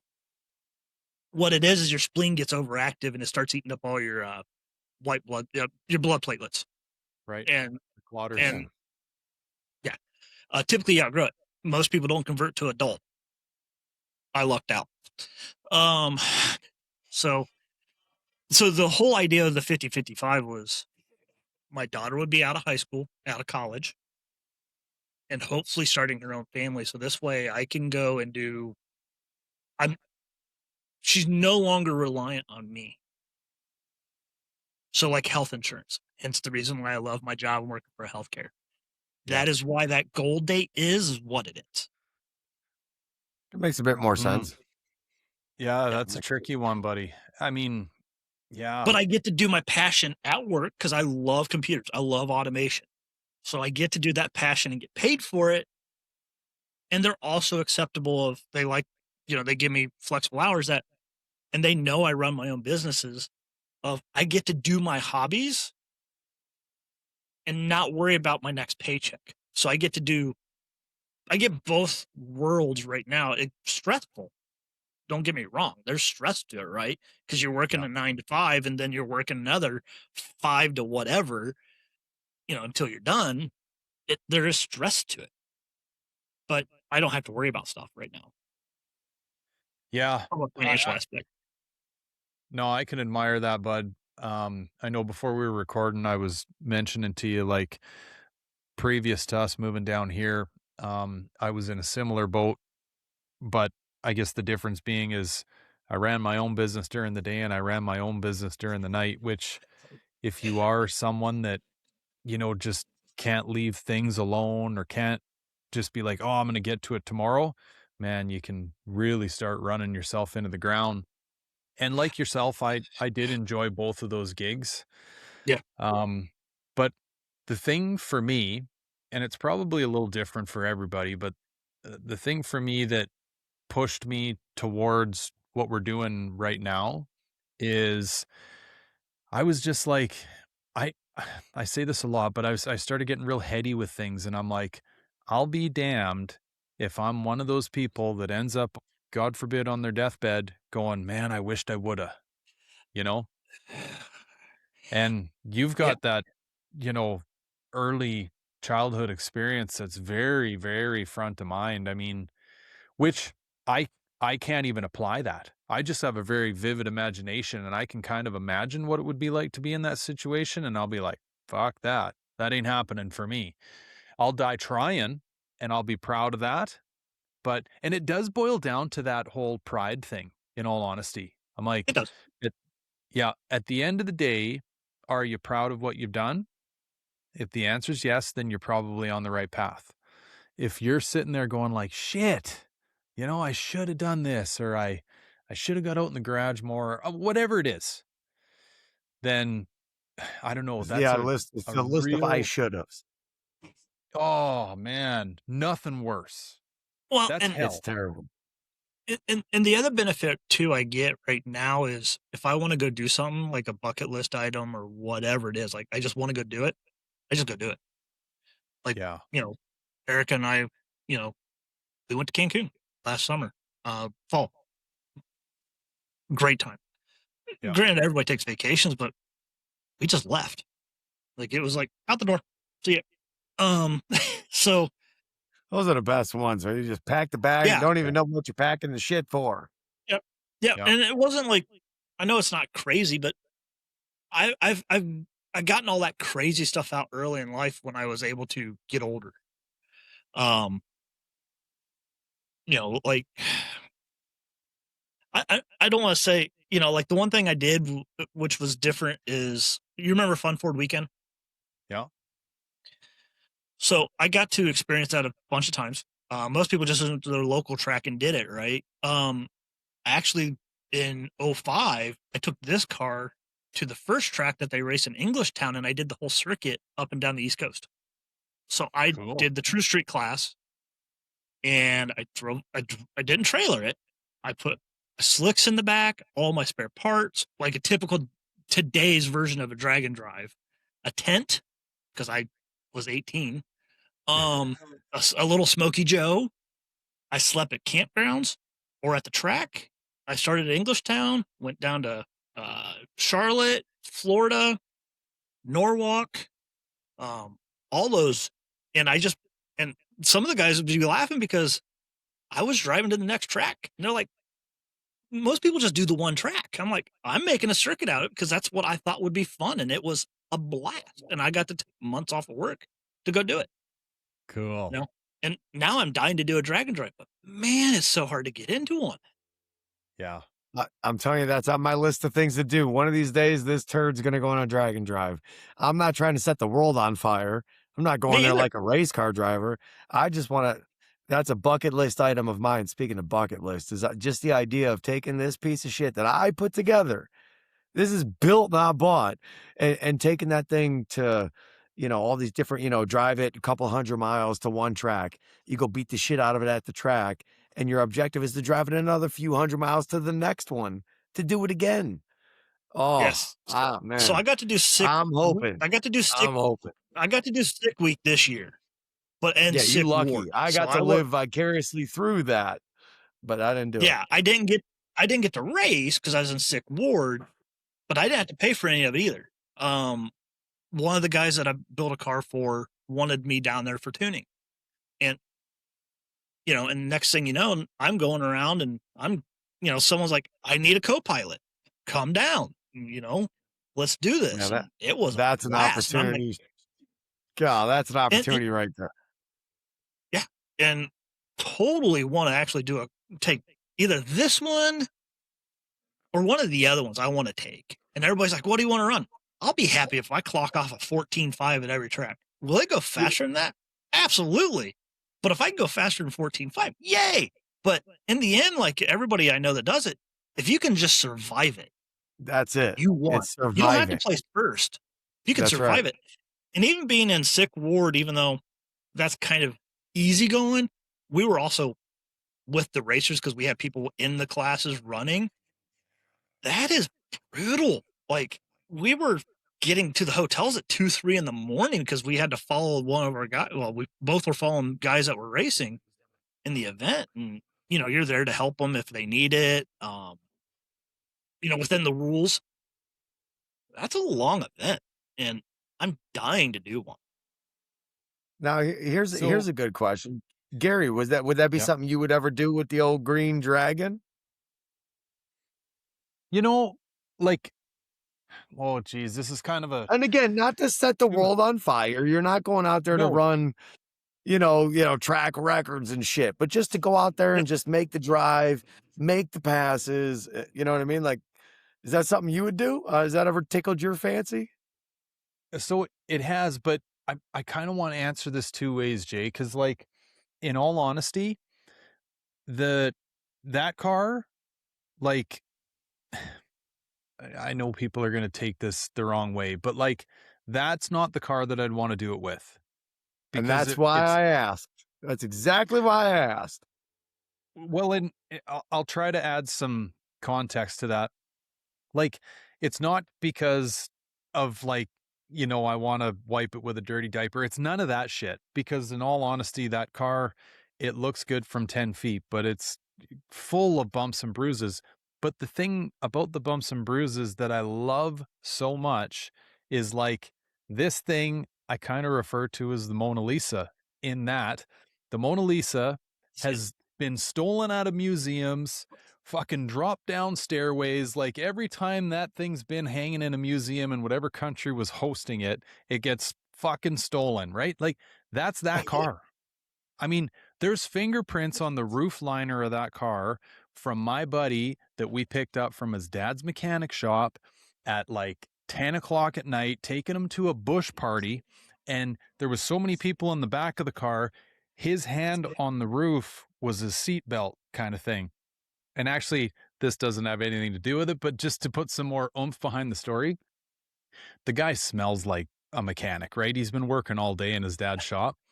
He goes, "Boys, any of you guys got any cologne on you?" We're like, "No, dude, we put it on back at the house." You know what I mean? Like, he's like, "Well, I smell like ass. Like, I need something." I'm like, we called him Scrubber because 9 times out of 10, he'd show up to parties with his coveralls on still, right? I said, "Scrubber, I've got like some air freshener spray in the glove box of the car. Do you want that?" He's like, "Yeah, fuck it. Sure. Give it to me." So he throws her on the neck, right? And all the special spots. And we get up to this bush party and he's rolling around grubby as all can be. And girls are coming up to him going, "What is that cologne you're wearing?" I'm like, "You gotta be fucking kidding me. He's wearing like black ice, the air freshener." Like, Next thing you know, you're going back out to the car like, shit, come on. How that works. Yeah, I'm going out to put on some of this sure fuck. Like, Fuck jeepers. yeah. So anyway, long-winded way of saying, like, I've never had the intention or whatever to do something like that with that car, just because it's honestly like a photo album to me, that it's got so many things tied up in it. But would I want to do that with like any other car or one that I was just like this yellow thing? Like, fuck yes, let's do it. And actually, Danny, All right. we got a Now, lot of things we still got to unravel here, but that Go car for it. right there is destined for an Australian Barra inline 6. You want to help me put that together? Yeah. All right, fucking oh, right. that's Okay, well, Yeah. let's let's Need get an into the engine? SNs, buddy. Yeah, the engine, that Barra inline 6. Do you need one? Well, yeah, actually I do. I Okay. love it. His first question to you, Gary, is, well, do you need one? Like, not only Yeah. can he help you, but it sounds to me like he might have a source for your engine. I do. Dude, I'm all ears. Yeah, I have ways of getting them. Okay. Because I know one of the things, listen, ladies and gents, this isn't to get into politics here, but one of the things that I was a little disheartened about when we were meandering our way through the visa shit that we've gone through is I'm like, God damn it. Like, I understand where Trump's going with this whole thing. Let's put 4 walls up and build everything in the United States. But I'm like, I wanted a Barra. Can I just get one in real quick? You know, like just slide me one across the docks. Fuck. So they're still fairly easy to get in. You just have to have somebody dismantle them first. Oh, send it in pieces. I see. It can come all in the same box. Just can't be put together. Now that may have changed, because I don't keep up on it. But the last few that we had come in, that's how we got them, and it's not that hard. It's just some paperwork, and as long as you reassemble it, they don't. It's kind of the loophole for the whole situation. Yeah, we don't need to get into great details and incriminate ourselves here, but I love ways of jumping over the red tape. And it was actually Customs that told me it. So Those are the best fucking guys, man. I love that. Yeah. I ran into a few of those in my day too, and I'm just like, oh man, I think probably most of them are like that, but yeah, they know how they're paid and what they're there to do, and they kind of are paid to be a little ignorant, you know. So, my yeah. next car, I do plan on buying a Falcon FG and having it Okay, imported in. the Ute. No, I want the 2-door coupe or no, not 2-door, but the 4-door sedan. Okay, shit. I I, wanted to throw that out there because I know the Aussies love their Utes. So the Falcon's not, or you can get a Falcon you Ute can as well. you can get a Falcon Ute, you can get the 2-door, Right. which is the Ute. You can get the 4-door sedan. You can get them both in the XR6T. Yeah, I think I'm saying that right, which is the Barra turbo setup. Yeah. To those Or of you you can get 'em- listening, Google that shit. That's a cool ass Yeah. car. Remember Or that you- name. Go Google that shit. I promise you, it's a cool car, man. I had to do the same thing. I didn't know what Or- the hell it looked like. So if or you you got a can go get second, yourself Look one her with up. with the 5.4 liter dual overhead cam 4-valve.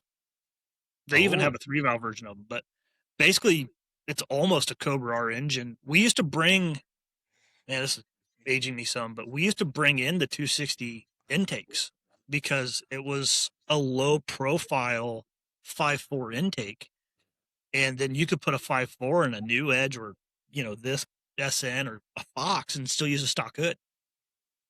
No shit. Yep. And some guys go so crazy that they would reproduce Cobra R uppers for them. So you could have basically it looks like a 2000 Cobra R engine. Holy shit. So this is just another example, like you were saying earlier about the Brembos, where get off of North America, right? Jump over the pond a little bit, and you've got all this crossover that Yep. bolts line up, threads are the same. No Well, shit, hey? well, and they used the 5-liter pushrod engine over there for years in the Falcons, and it was just the Explorer engine. Right. I actually, buddy, I remember thinking about this because, well, and maybe you can answer this for me, Danny. I I asked, this is maybe a year ago. I was running around asking buddies whenever I thought of it. I was like, do you know anyone that has ever farted around with one of these like Nautique or Mastercraft or whatever, like boat, Mercury based GT40 Mhm, kind of small block Fords? mhm. I'm like, do you know if they came in a 4-bolt main? And nobody could ever answer that question for me because for some odd reason, anyone I was talking to or the circles I was running in, nobody really put two and two Right. together. But I grew up in a lake town where buddies had boats and stuff, and I was always like, Yep. I wonder. They even had the GT40 intakes. Yeah. And Yep. kind of a funkier plenum too. Like it's a Yeah, whole different system. because the lower was cast iron. It wasn't aluminum. And you can still pick those up for pennies on the dollar just because no one wants them because they're cast. But if you're doing a 351 Windsor swap and you're doing it on a budget, it's still a good intake to use. Right. But for the blocks, I can't answer that either. I've had some, but the two or three I've torn apart were all 2-bolt. Okay. Does that mean they were all that way? No, but from the I just I can't confidently say that they were all 2-bolt or if they had a 4-bolt. It always made me wonder because, like, I remember a real good buddy of mine, it was so him and his dad, they were kind of the shop that I grew up in, or at least, hung out in the most, and, they were big Chevy guys, and one of the things I can remember as a kid, just being in the peripheral of the old boys talking, and Mhm. they'd, every once in a while it'd come up like, "Oh, yeah, that's a boat block."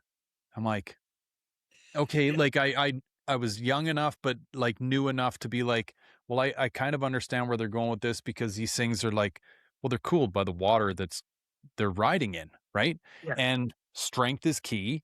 And plus these things go down like it's kind of that sea-doo mentality. Like boats don't necessarily go down the water at 1500 RPM. They're at fucking 3500 all day long plus, Mhm, right? mhm, So strength is key.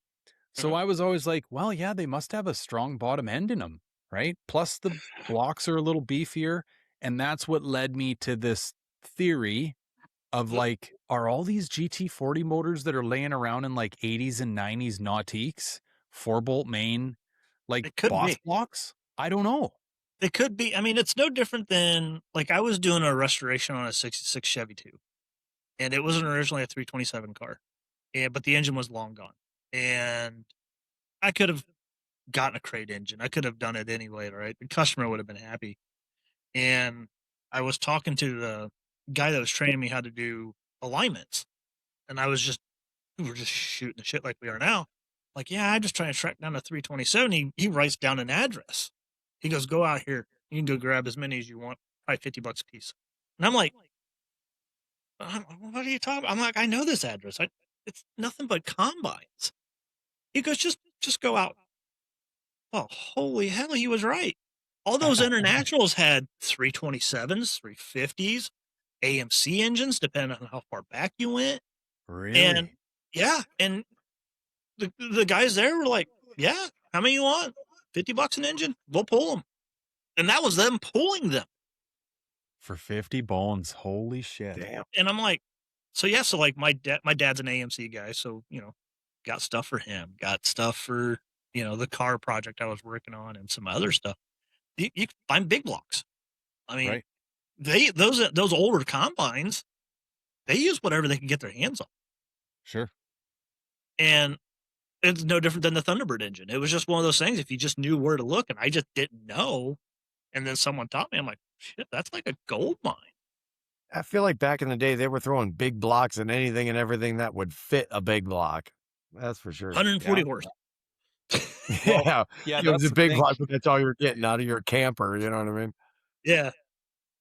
Yeah, they had lots of potential, but at the time, yeah, like, well, that's the thing. Like the small block was kind of like a break of the matrix. It was like, what do you mean we don't need a big block to make that kind of power anymore? Because yeah, when you think about an old 454 Chevy that's all of 200 horse, and then this little 302 comes out at 2.25, they're like, what? Yeah, like it kind of broke people's minds a little bit, right? Well, it still breaks my mind. Like my daily is an older Audi. It's a '09 A4. It's nothing special. I mean, I bought it used. That thing's a 2-liter and it makes as much horsepower as a new Edge GT. Yeah.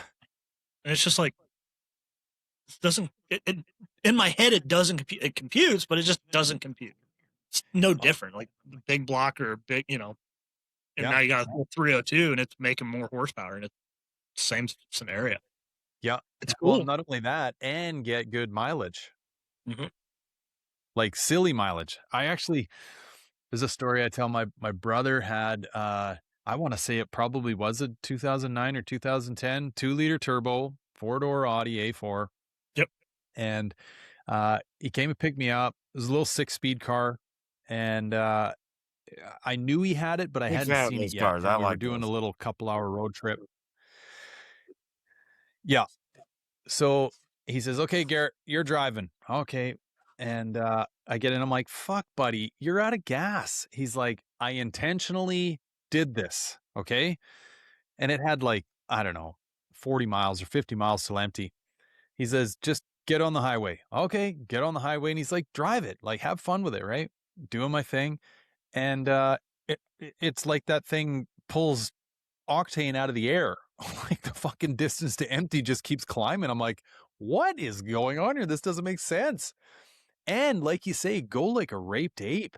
Mhm. Yeah. Well, so it's 508 miles from my front door to my dad's. Right. I can fill up at the gas station, which is a mile down the road, and then I can get to his house, and then the next morning drive to get gas. I don't need to stop anywhere in between, and it's super comfy. And it's Yeah. like, explain that. Like that's just Yeah. it's awesome. Like if I tried that in this, it's not going to pass a gas station without one to stop. Okay, buddy. I'm glad you pointed over your shoulder again. Okay. At whatever point it is that you want to start this story, Uh-oh. bring us into the SN world. How did you fall into it? Why are you into it like you are? Give us the details. So back when I was Yeah, in and the don't forget hospital, to my share dad any of had the goodies, parts, stuff, the little hidden gems. nah, I don't have any of that.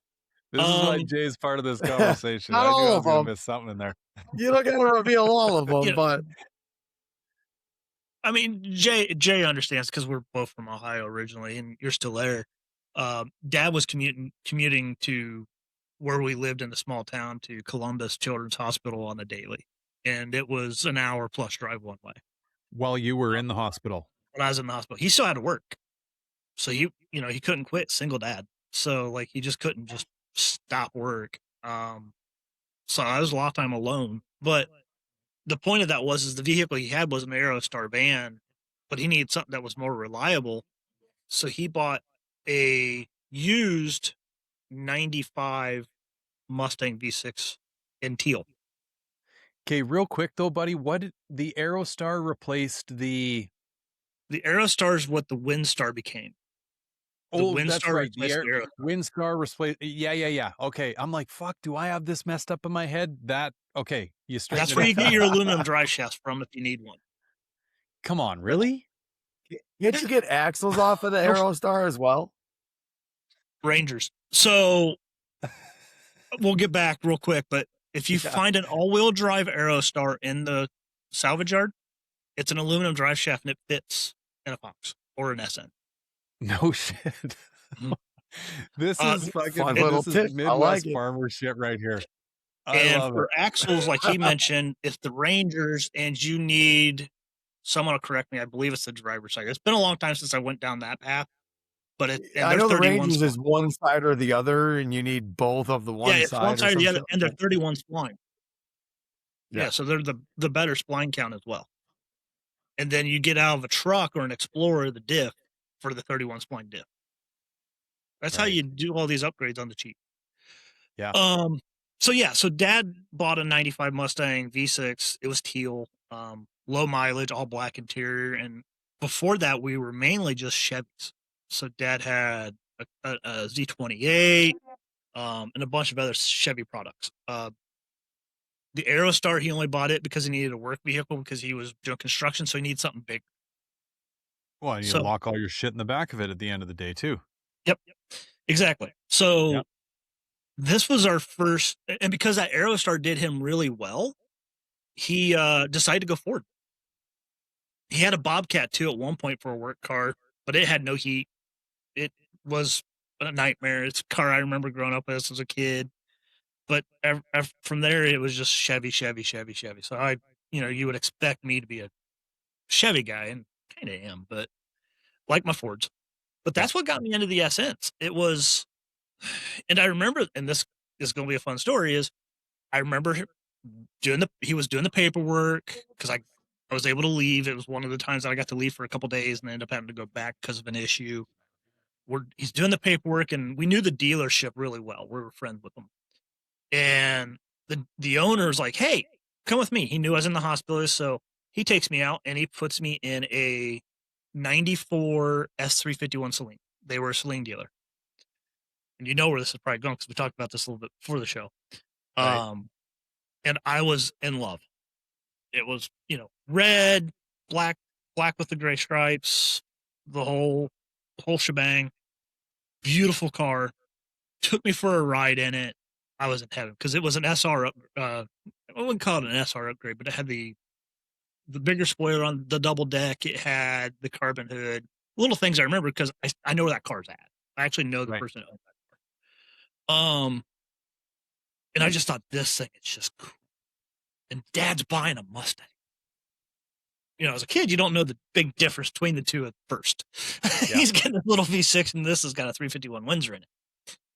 And we get back, and then I go for a ride in an oddball V6 Celine. And, then paperwork's done, we go home. So that's what got me into them because we had it for years. Great car. Head gaskets blew. Not a big deal. Ford replaced them.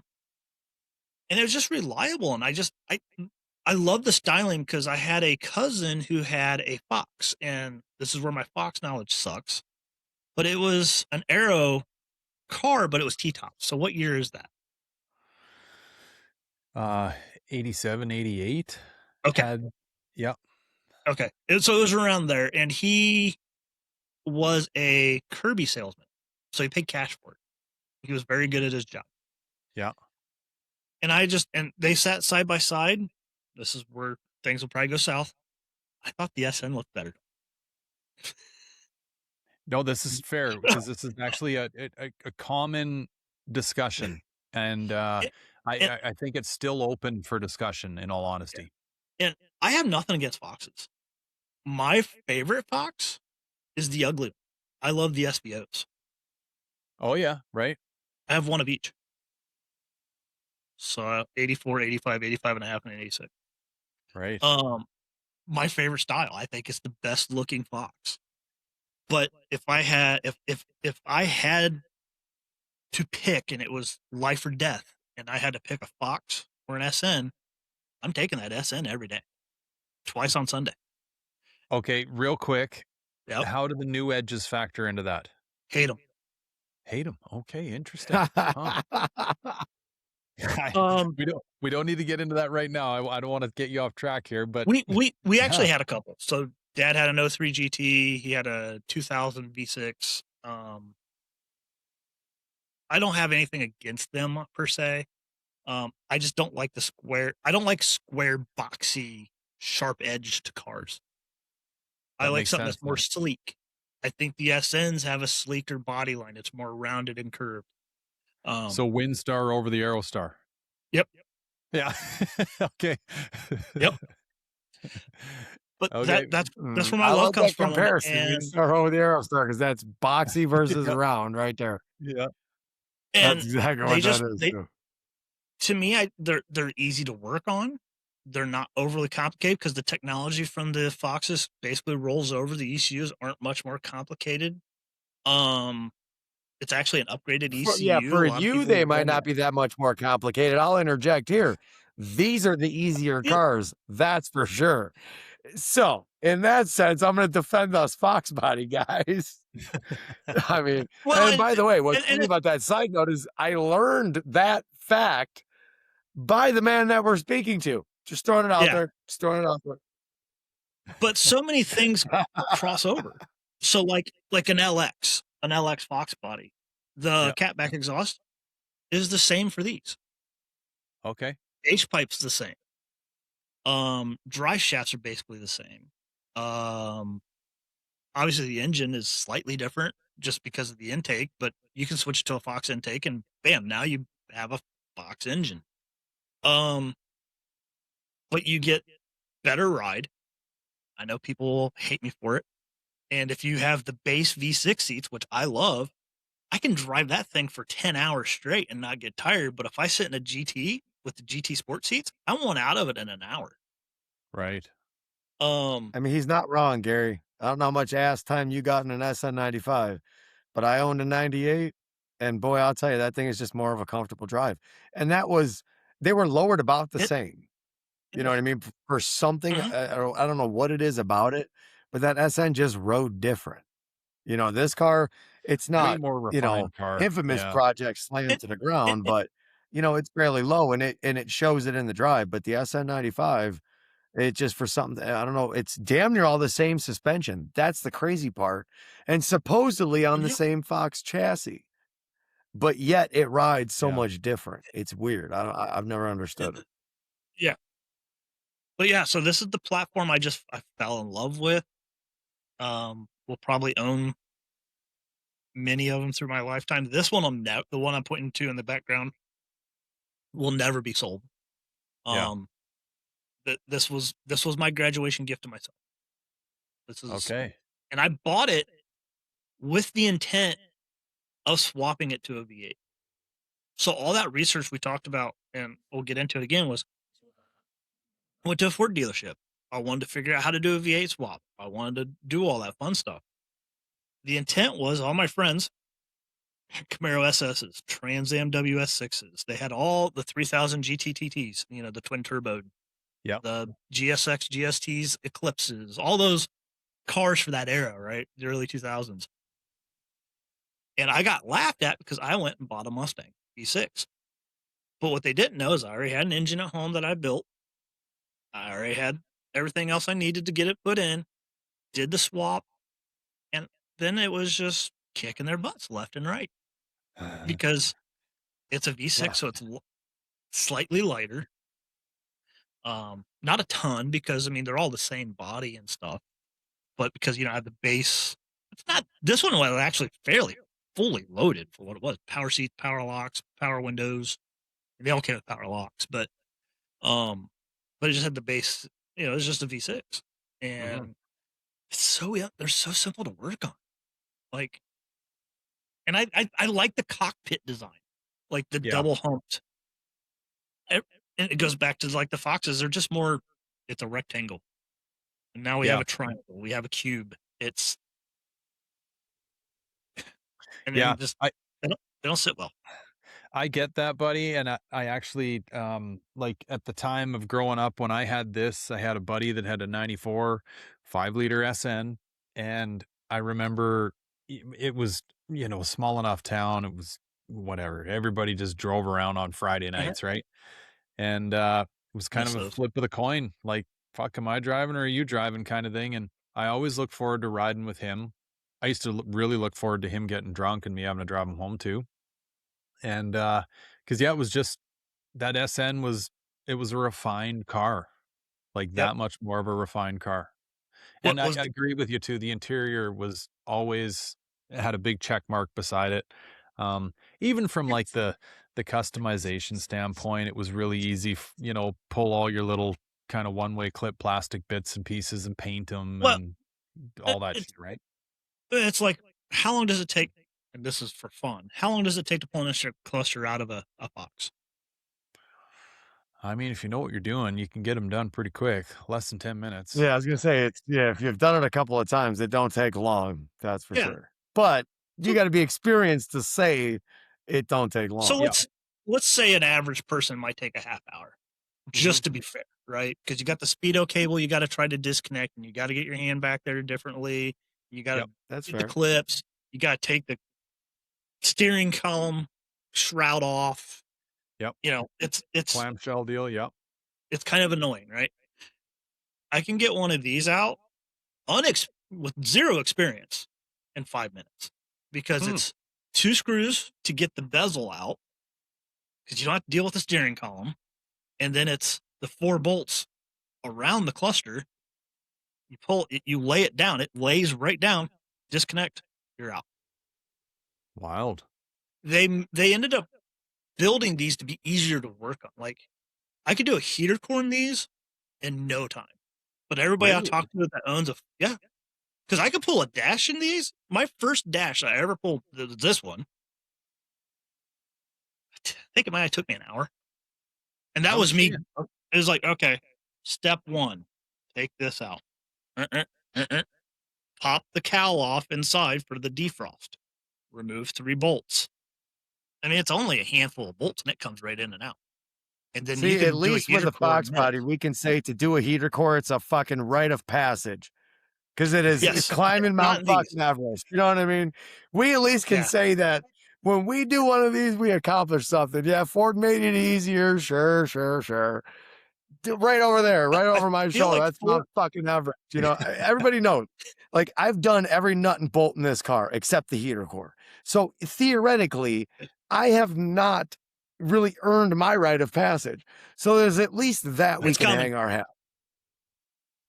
Yeah. Yeah. But I think what Ford did, and that's the other reason why I like these a lot, is they took what they learned over the Fox platform timeframe Oh, for sure. and fixed a lot of Corrected it. that in this. Yeah. Right. That's For what. sure. That's the other reason why I like it a lot more. Hmm. Um, okay, buddy. Yes, sir. I think everybody would be missing out, and I told you to like stop telling me a little bit of the story Okay. um when we were pre-recording here, but this I don't even want to say it. I think you already know where I'm going with this, but the one of The black one, one. yeah, that The, you were talking. the black one. Yeah. So I mentioned that I rid in a V6 Celine at a dealership with that S351, and that was something that they hindered. They had to fight Celine to get built. I found these stories out later in time, and took me 20 years to find it. That car, it's the only 1995 V6 Celine ever built, and Hell it's yeah. currently being restored. I'm working on it. It's right now in epoxy primer. We stripped it 100%. I'll tell you how I found it. Um, Please wasn't do. easily, but what's really awesome about it is it's stamped with the S351 number on the frame because it was meant to be one.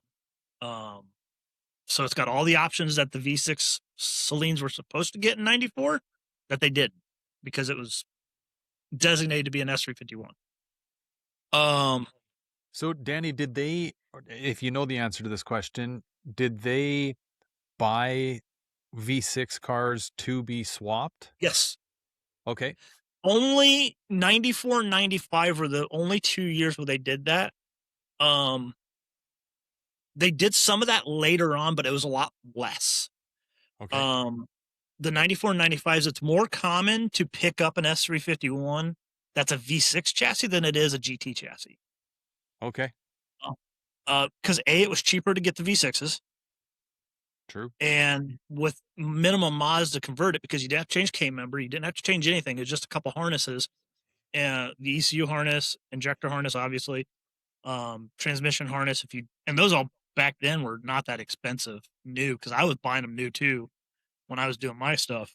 Because the power steering pump was almost the same. The back housing for the fluid, the reservoir, you just unbolted it, swapped over a GT one, and you were done. The pump itself was identical. I Housing don't was know if just that's bigger, like carried more fluid, or no. The return line, the nipple went out straight out the back, and the V6s went straight down. And you can't do it on the GT, the V8, because your AC compressor's underneath. So you have to swap the housing for the different direction for the nipple for the return line. Interesting. Okay. Yeah. I can tell you almost every nut and bolt on an SN. Right. Size it is, why it is what it is, how it's designed. I love that shit about even- it, man. I mean, I got that's a my trait hands that on I feel like Ford. so many more people need to have. You know what I mean? Just knowing every nut, bolt, and wire. I actually got someone from Ford to send me copies of original wiring schematics that they used when they were doing designs, and had them signed. Cool. I'm a nut. But yeah, so I really wanted to find that. I've always wanted a V6 Celine. It's an oddball car. They didn't make very many of them. Most of them are gone. I know where every single one is now, because I started a registry for them. Out of the 29 they made in 94, there's about 14 left. Wow. And there's only the 195. And it was, so technically, was it a screw up?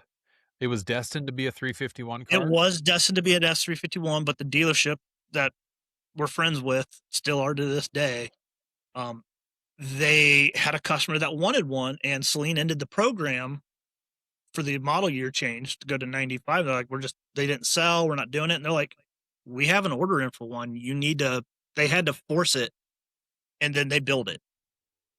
So, like, all the 94s came with 93 Celine Speedline wheels. It's the 17x9, the backs for the front and back. Mine came with the 18-inch Speedline wheels. Wow. Off the S351, because that's what was already on the car. So mine is an oddball, but the V6 Vortex supercharger, taillight covers, white face gauge cluster, the Hurst shifter, the suspension. So it got front and rear sway bars. It got the Bilstein shocks and struts, which they called Racecraft. Their springs, stripe kit, which was that, and they've put a GT strut tower brace on them. Okay. But they were very minimally hearing modded. like this, man. These little nuggets that like maybe were never supposed to be made, or that one of one, like, like, sort of, for lack of better words, like the oddballs. I fucking love this shit. You know what I mean? Because it's Me if too. you didn't have somebody like Danny that would be like the caretaker of that car, the story could get lost. And you know what I mean? Like, much of 100%. the reason why these podcasts kind of go on is we all like hearing the stories behind these cars. You know what I mean? Specifically the one of ones, you know what I mean? Like, that is just some cool shit to hear. Yeah. Absolutely. Not many of them got the Vortex because they had no way of tuning them, because it was OBD2. 94 and 95 V6s were OBD2, while the GTs, the 5-liter and the pushrod engines, were still OBD1. So It was so new that they didn't have a way to tune them. So they only did 5 cars, technically 4. Mine's the 5th, with a Vortex, because people were blowing them up, popping head gaskets. They didn't have a way to, so they just nobody gets a Vortex anymore. Mine came with an S trim, which is sitting over there on the shelf. All of it's pretty much, I'm in my basement. This whole basement's nothing but car parts. So it's an S trim on a 6-banger Mustang. Mhm. No shit. What? It's Okay, getting a T shit. trim, and I'm done with the rebuild. Okay. So yeah, no intention of putting 2 more cylinders in this car. It's staying V6. Staying V6, engine's built, so it's an original. I kept it to 3.8 liter. I had a comp cam built grind for it. The heads I sent out to Super 6 Motorsports. They did the heads in the intake. They ported them, polished them. Bigger valve, like 187, 160s. Oh wow. Yep. He tried to talk me to go into the split port intake, which was 99 and newer, but I'm like, nope. This thing has to look original.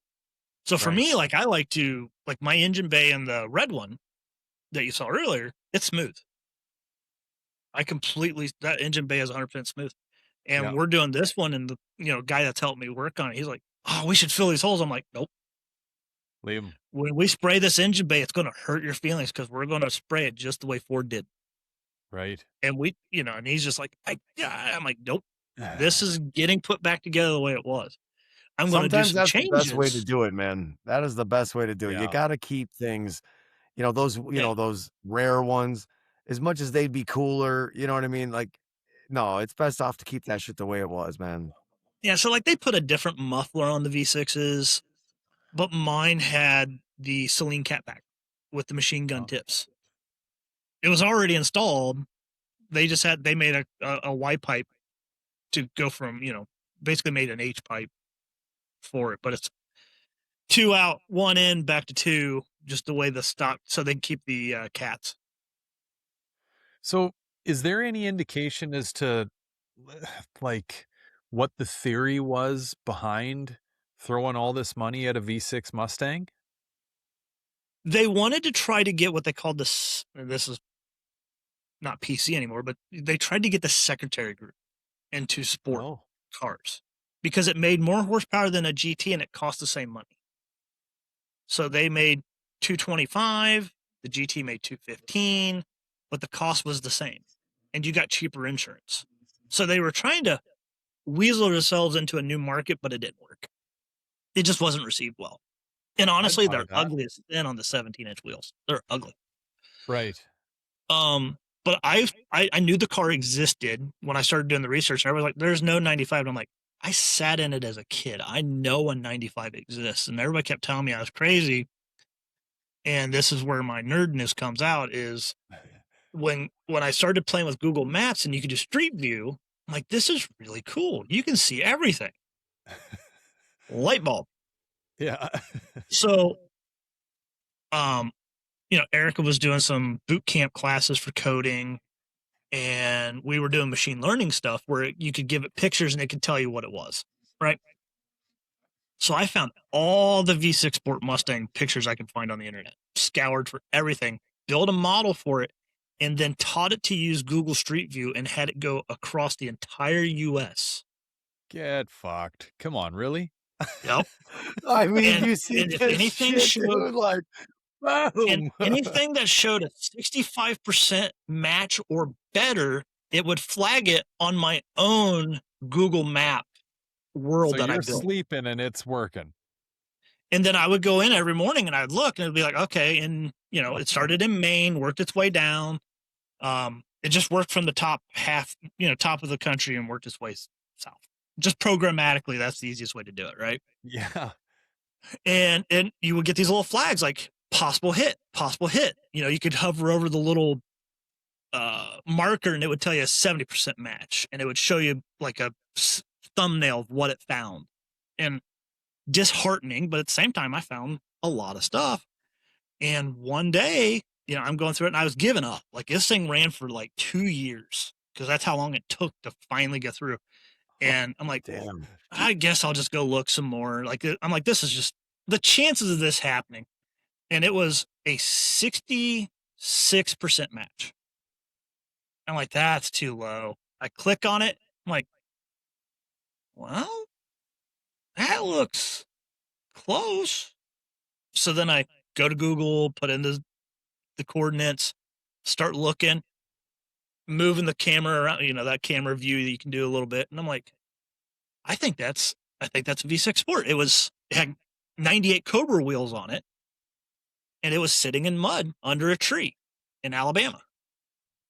Come on. And so I did some more research. Couldn't really find any good views because it was so far back, but it was just enough to see it. And you could see the side stripes down the side. And I'm like, that's definitely the right stripe kit. But that was a kit you could buy. Like that was something you could go to like American Muscle or CJ Pony Parts back in the day and put them on the cart. So I didn't get too excited.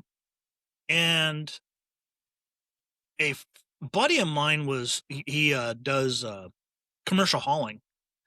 And I'm like, hey, are you ever going to be in this area? And he's like, actually, I'm going that way in like 2 weeks. I'll be like, I don't know, about 2 hours out. Like, what would it cost me to have you detour for a moment and go take some pictures? And he's like, fine. Threw him $100. He goes, looks at it, sends me photos. And he's like, hey, and here's the phone number because it's got a for sale sign on it. And I'm looking at it and I'm like, okay, it looks right. And I'm like, can you do me a favor? Because he didn't give me anything in the back. He just gave me some side and the front photo. I'm like, can you send me a picture of the back? He's like, sure. He goes, it's got this ugly freaking spoiler on it. I'm like, tell me more before you take a photo. He's like, it's like this little duck bill thing. I'm like, tell me more. I want the photo now, because what was unique, and Celine never sold it, was the 3-piece spoiler. So it's got 2 that go on the quarter that get bolted to the quarters, and then it's a duck bill across the back. He sent the photo, and I'm like, that's a V6 Sport.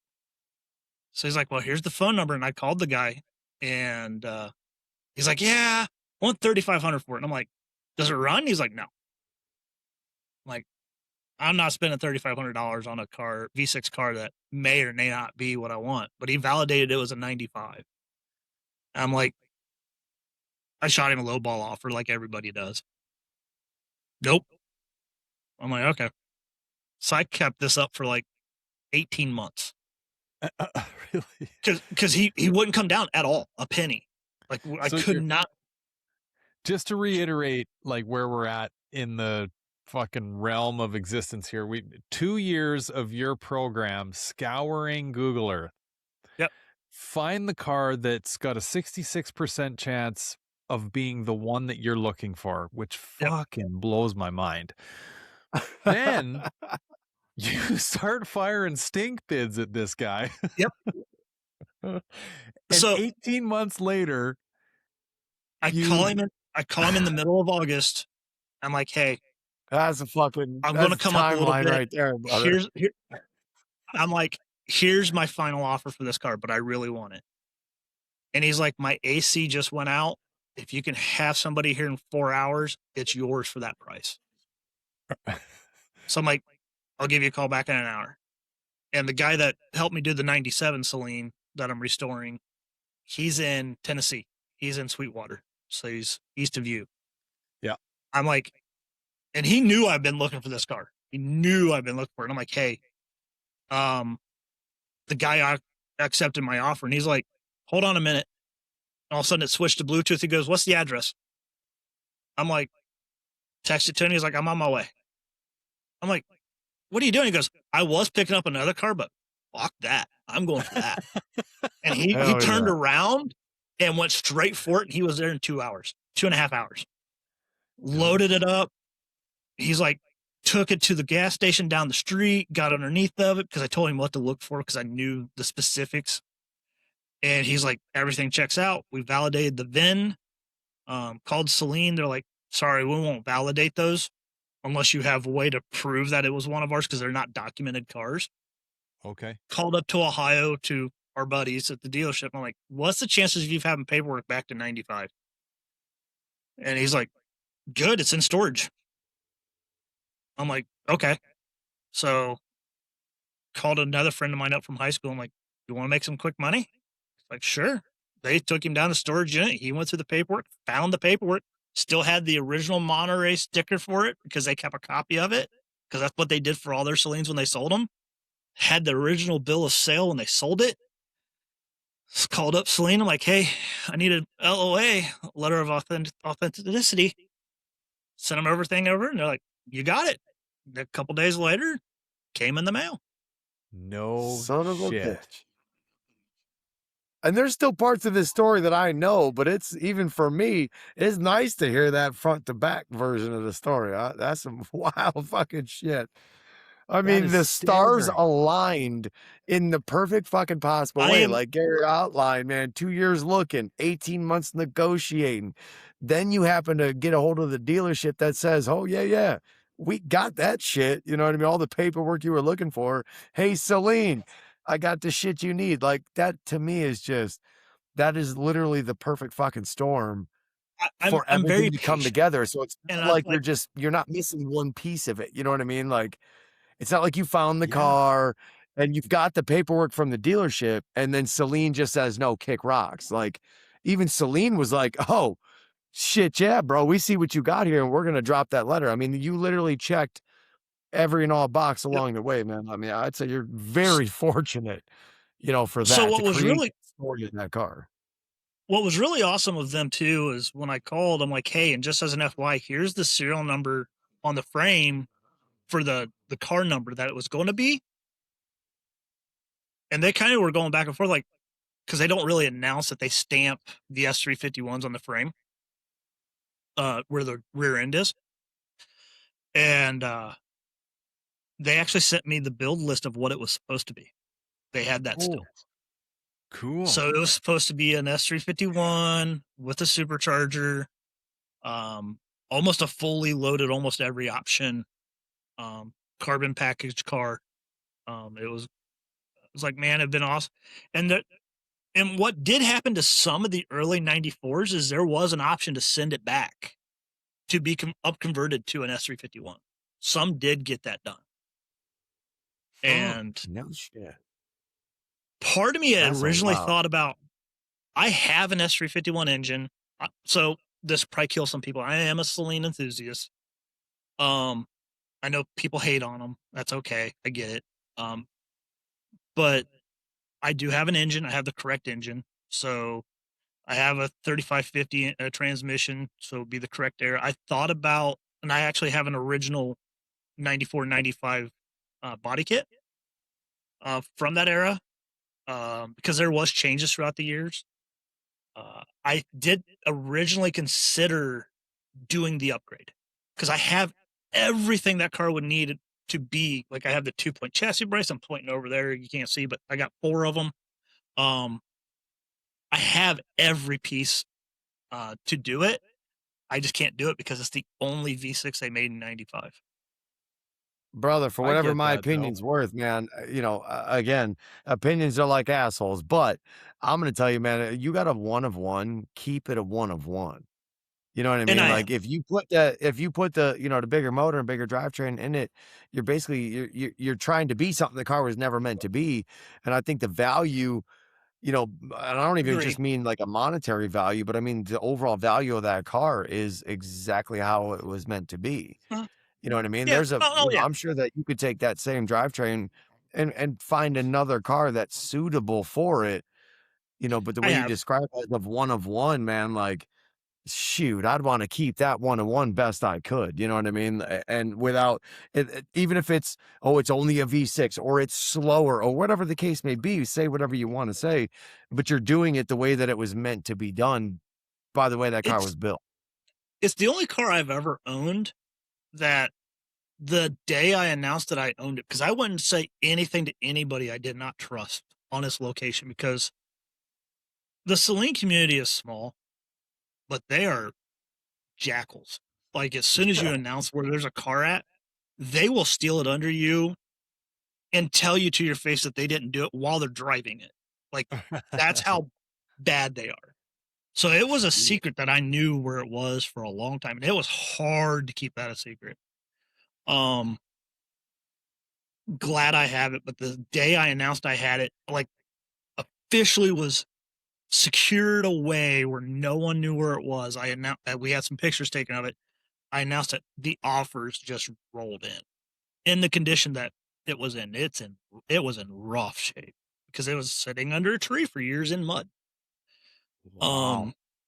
And I've already had the Celine club. They wanted it shows badly.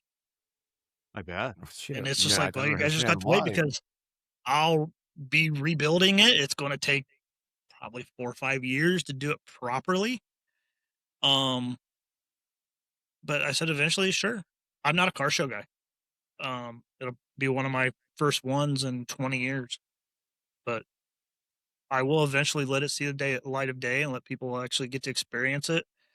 Because it should be something that people should see. Yeah. It's ugly as sin because they were just a graphics car, and it's a V6 car, but I think they're cool. Yeah. See, to me, it's like a build that takes 4 to 5 years.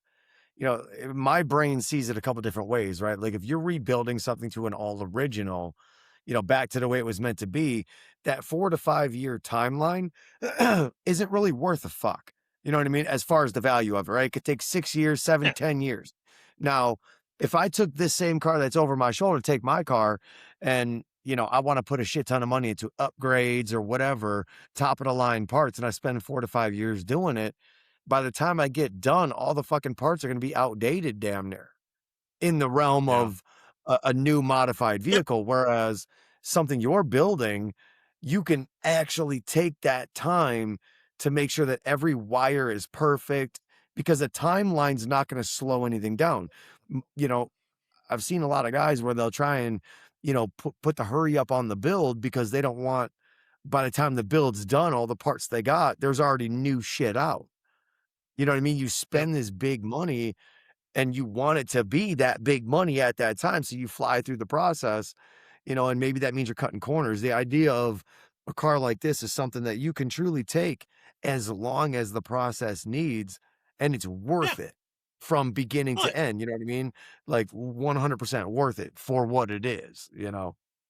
And it's never going to lose its value the longer it takes, or never be outdated. Like that motherfucker could have been outdated in some people's eyes in the early 2000s. You know what I mean? But it's just It'll what never it be is worth now, you know? Yeah. I don't buy them and build them as like investments because it's never going to be worth a ton of money because Well, people sure, just, but you it's know not what the I mean ones by that, people right? search for. Like, Oh, I do. I do. yeah. But it also shows that there are people out there that do want them, because there was a 94 red one that was a very well documented car. One of the other blower cars. It sat for sale for like 3 years and someone just now bought it. It finally switched hands and it sold for, I want to say around 18.5. So basically just about what they were new.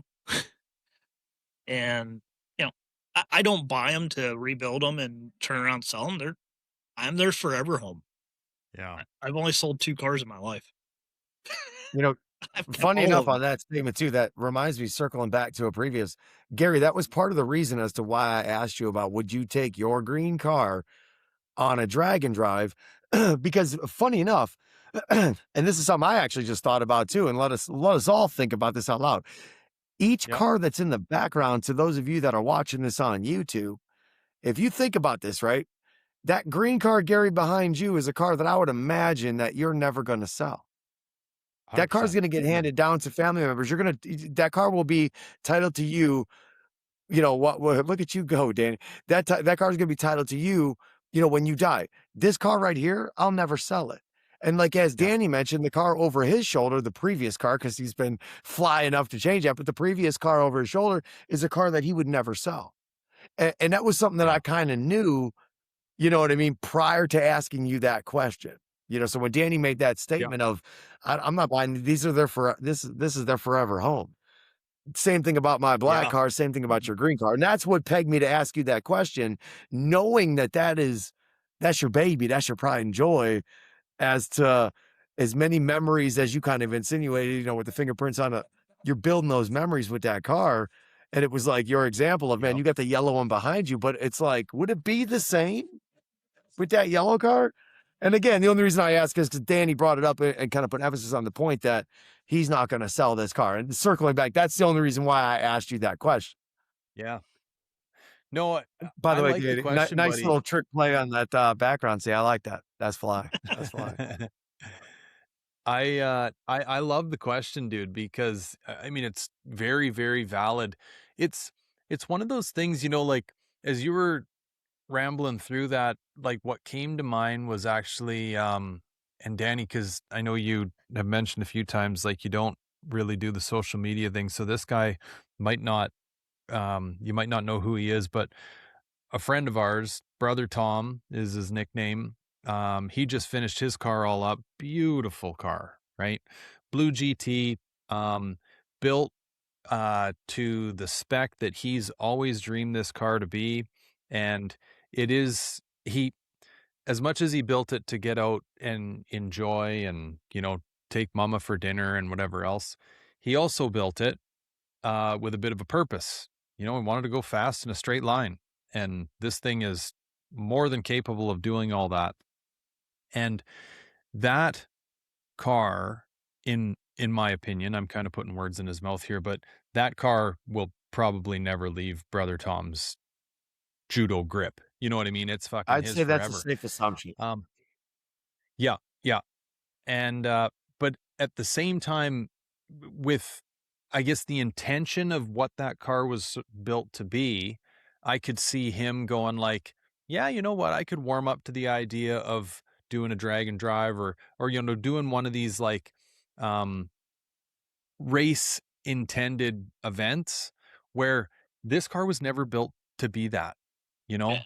It was kind of built with kind of like you were saying, Danny, about this V6 Celine, like it was just something that grabbed you when you were young enough to be like ultra impressionable.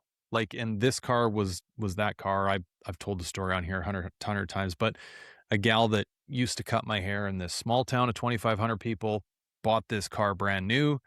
It kind of disappeared for a little while, and then I ended up finding it, and it's been with me ever since. And so with all of that and me getting it at 17 years old and having, well, I traded a fucking four-wheeler for the car, in all honesty.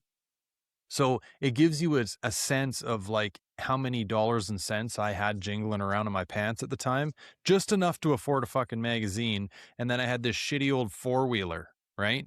That had been sunk in creeks and fucked all up.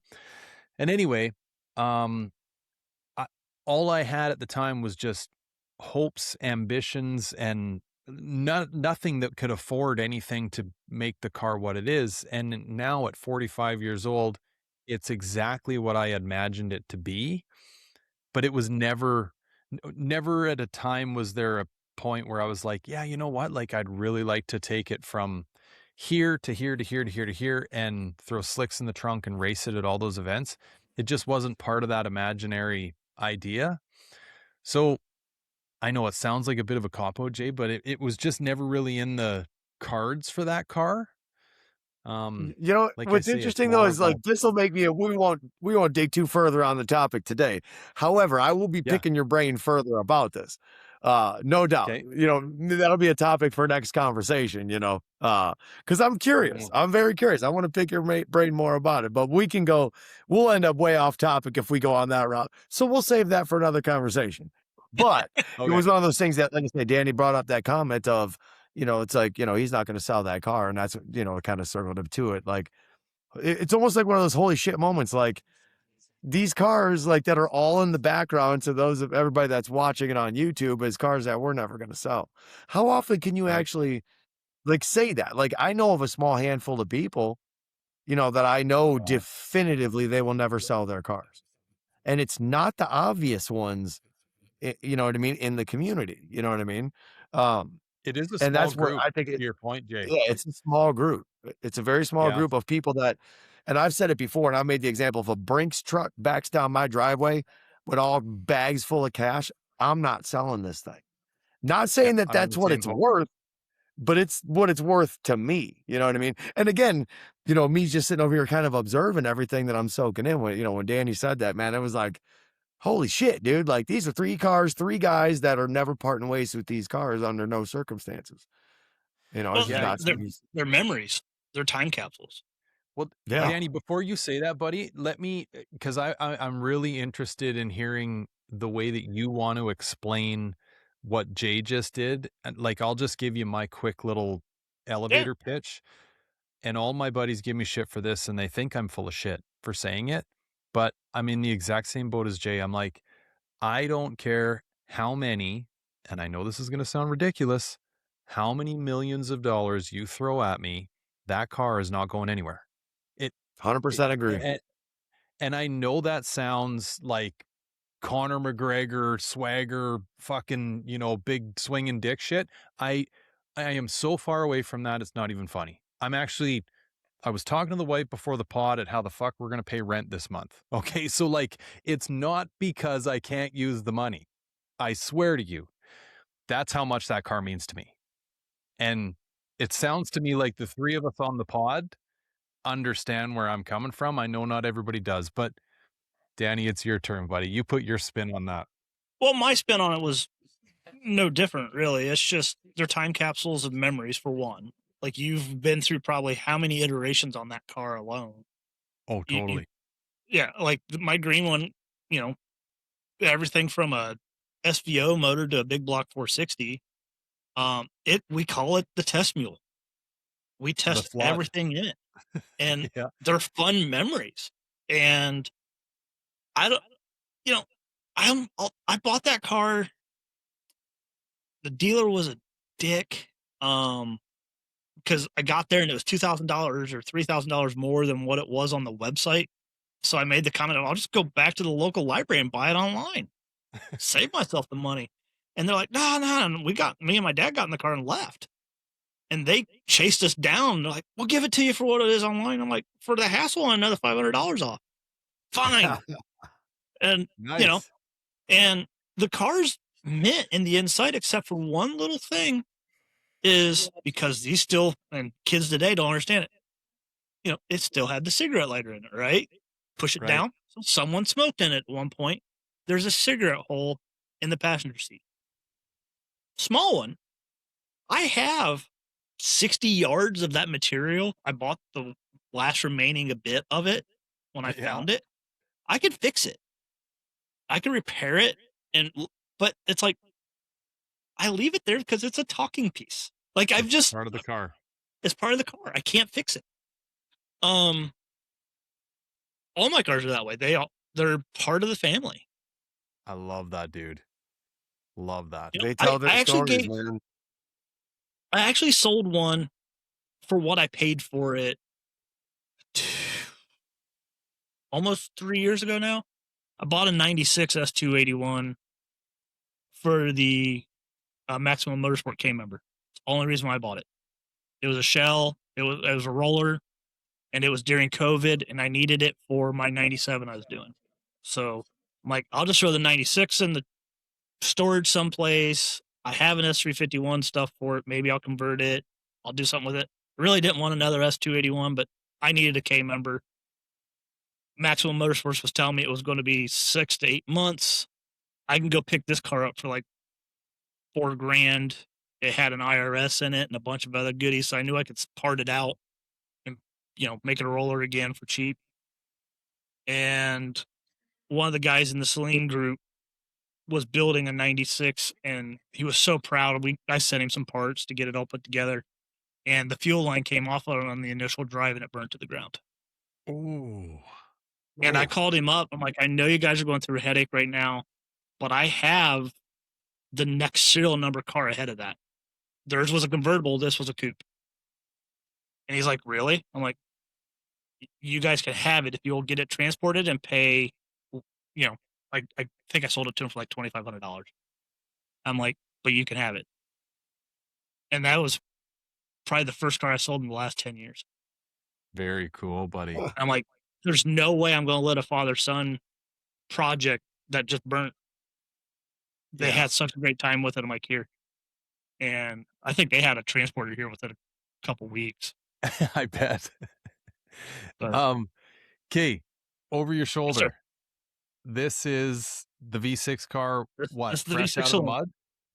This is fresh out of the mud and washed. So my buddy Kevin went and picked it up, ran it through the car wash, got it all cleaned up. You can see that she's sun-baked everywhere. We had to redo the roof. It was sun-baked and it was dented up. The driver's side quarter had a big ding in it. We've already pulled it all out. Body's back to straight. I have more photos I can always share.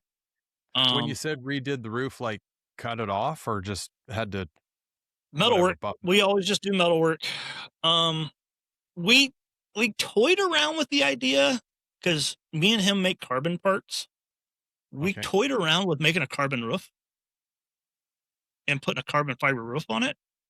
So pulling the skin off and just throwing a carbon fiber roof on it. Yep. But it was only like a half a day's worth of work to fix the roof. Okay. So we just did the body. We did the metal work and just redid it. So yeah, that's cool. her. You can see the. I can't do this crap. Right there. You can see the 3-piece. Oh yeah. Right there's 1, 2, and then you can't Look see at the the other side. Gary got to do the zoom ins. I know. I Yeah. gotta do the I old had to man do the squint. same shit, man. I looked over. I was like, oh shit. Yep. Oh, that's cool. So she was rough, but she was still all there. Surprisingly, the black interior for the dash, the center console, all the panels, good condition. It just needed Okay. new seats. So I have a ton of Recaros, so we're already redoing a set. I'm gonna put Recaros in it, Celine Recaros. So Nice. that'll be the only Sure. new or upgrade piece we'll do with it. I'll put a 2-point chassis brace in it too. Okay. That's cool, dude. Very, very cool. Oh yeah. So So I have NOS parts like crazy. right. Well, and okay, I'm glad you brought up the parts because that's where I was going to go with this. So I honestly am not like I think over beers, no matter how many I had, I don't think that I could pull out a like part out of my ass and be like, yeah, nobody's ever heard of this. Or like, this is one that, was talked about at one point in time and never came to fruition or whatever. And Jay mentioned to me that you're kind of the Look at guy his to go gears to when it going. right. Like, which one do I pull first? See, and it's cool too because, like, guys that carry on this type of thing, with having these new old stock parts, not even just that new old stock, but new old stock rare type of parts. A good buddy of mine, Lewis, it's a local guy to me. I mean, that dude was like one of the gurus about having these new old stock Foxbody parts that were so rare. And this is New what old he's got stock in the SN world. It's amazing. exports. So SNs don't. The US SNs don't have a turn signal. This is the turn signal and the brake lamp. Japan got a amber turn signal. So these will sell a full set. This is an NOS. I have a bunch of them. But used sets sell about $650. Really? Jeez. Mm-hmm. And So- I have close to 100 sets. Holy shit. Fuck, I got so many questions. So Japan got Mustangs through that would be 94, 95 era, and they So- have an amber turn signal. And so did the 96 to 98. The misnomer for anybody that watches, horizontal was 94, 95 in the US, 94 to 96 in Japan Oh, they stayed horizontal. in 96. Okay. 97 and 98 are the only 2 years that you can get the ambers and the verticals. So these are rarer. These are Fuck, harder to find. I've never seen that before in my life. And I probably have 60 sets of these. 60. 60 Jesus. of between NOS and used. Then for the Celine folks, there's your taillight covers. Man, you got me. I'm going through and Wow, looking dude. I'm trying to figure out what the hell taillights I had on my 98. I'm looking through the pictures right now on my phone. Like, shit, I can't even visualize what the hell I had on that damn car. I want to find out. Well, I Jay, gotta You look would now. have had these. So Yeah, that looks no right. amber. Yeah, that's what I was trying to confirm. That looks right, though. I'm gonna be honest. This is what you would have had. Goodness so gracious. actually, you know what, Danny, you can answer this for us because Jay, this all came up a couple weeks ago in our BS session.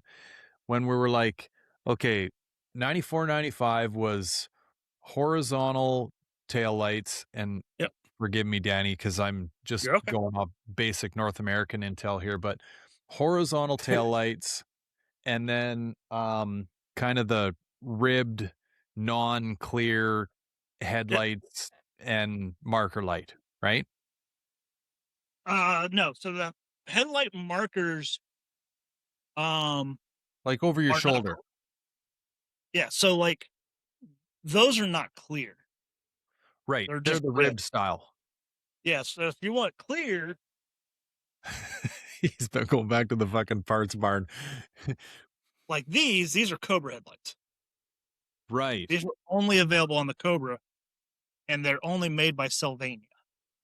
By Celine. Sylvania, the Sylvania. light bulb, Pardon me. like the light bulb company.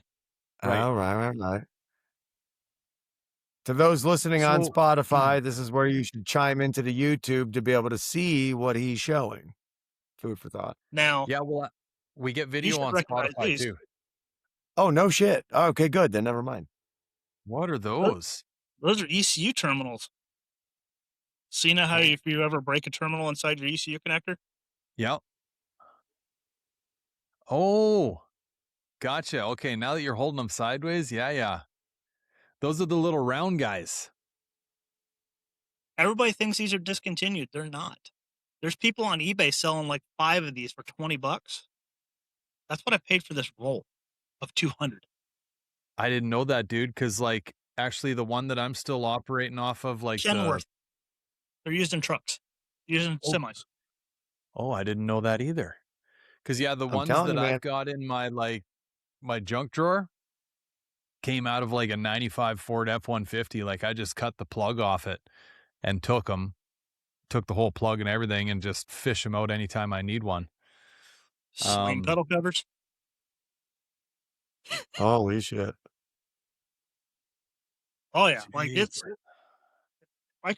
I should have been remote. You guys would be like having fun with it. Well,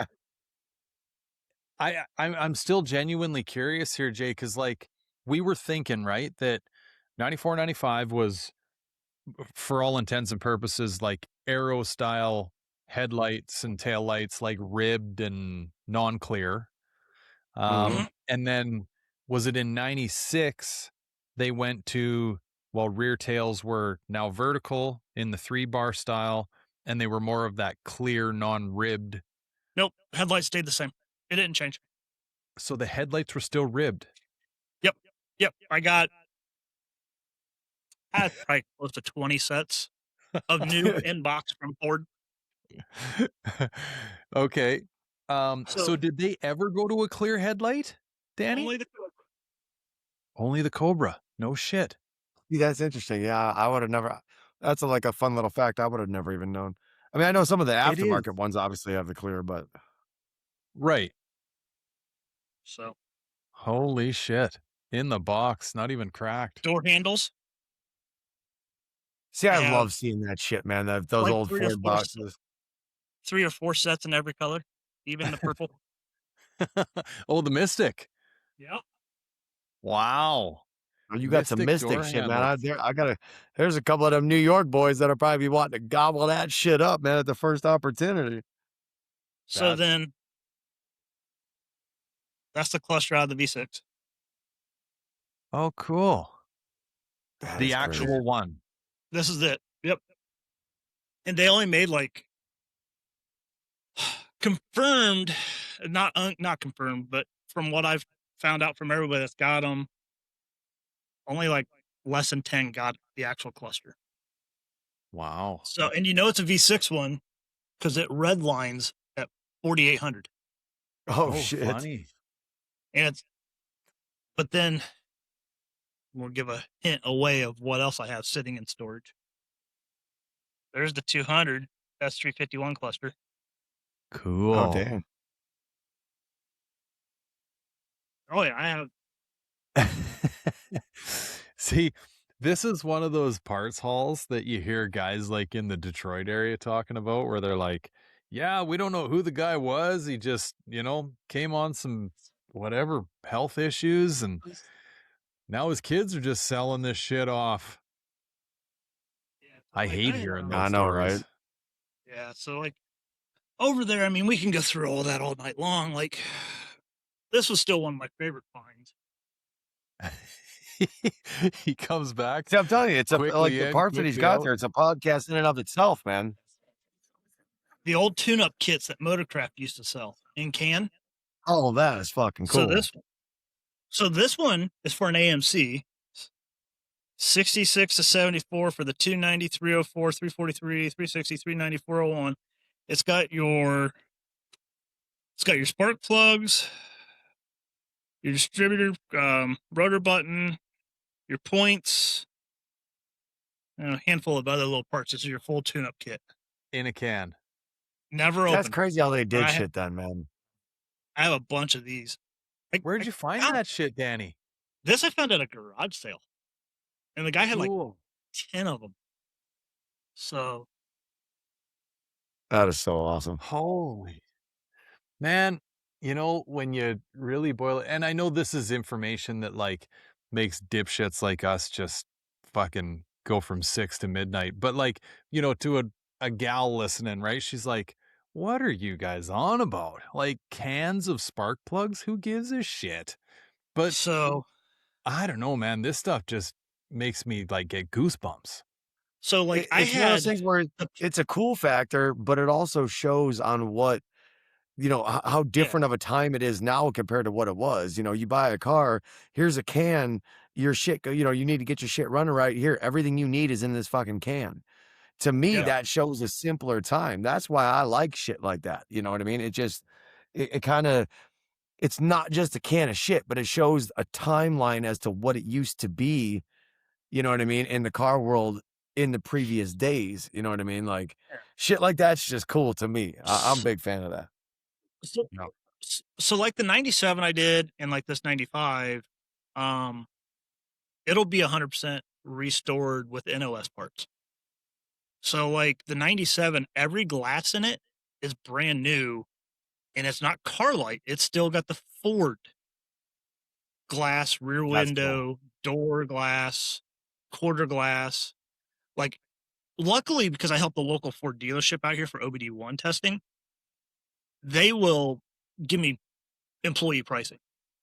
And they'll let me access the computer to look for parts that might be discontinued, but maybe on a shelf somewhere.